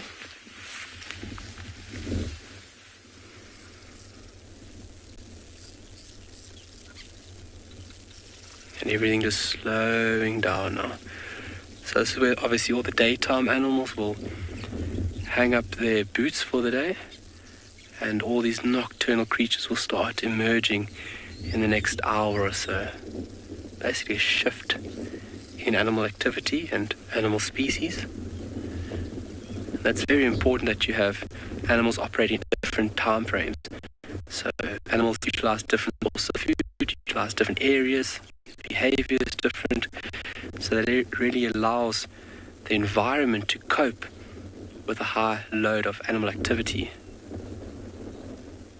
It's a very complex, interconnected, interwoven system.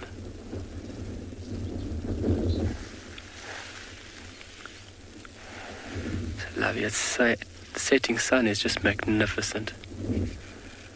Just to watch it like that go down, it shows you how fast we are spinning around it.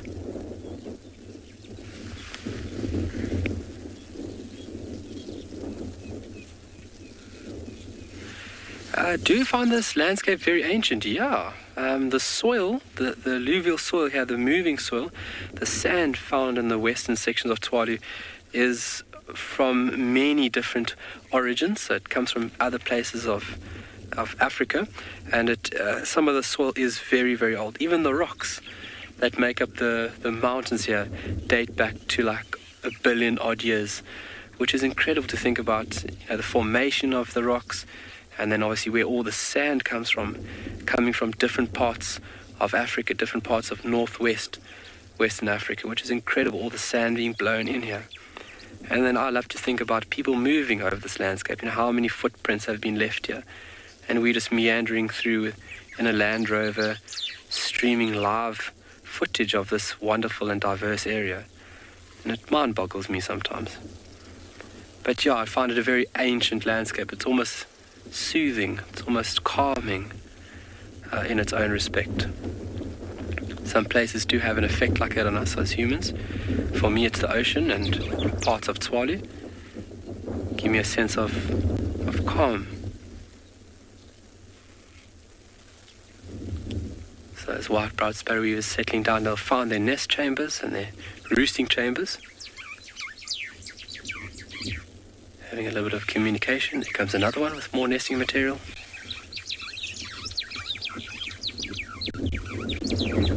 Beautiful call. Very, very distinctive call.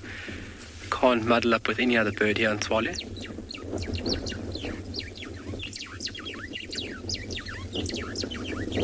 Sharp, shrilling, jumbled notes. Very, very distinctive.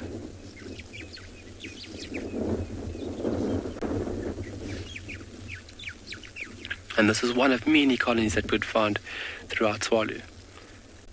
And their breeding behavior is quite unique. Obviously forming a colony like this and everybody partaking and having a certain role, so to say, within the colony. As a colony, they actively defend the site. And only that one pair, that alpha pair, breeds.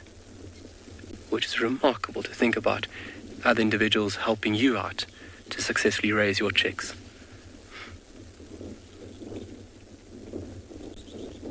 Getting a little chilly now. See, David's put his jacket on. I'm starting to shiver. So that wind, the chill fact, the wind chill is a very strong thing when out in the veld.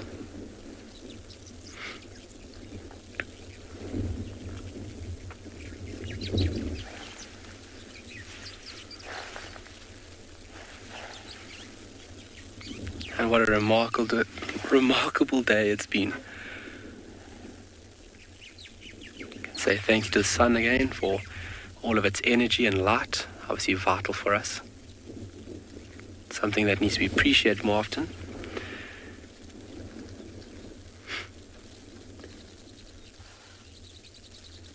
Very, very important.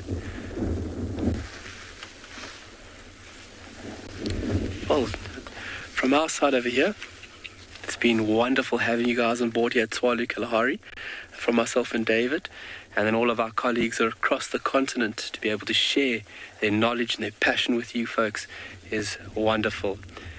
So be sure to join us for the sunrise safari tomorrow, and until then, we'll see you later.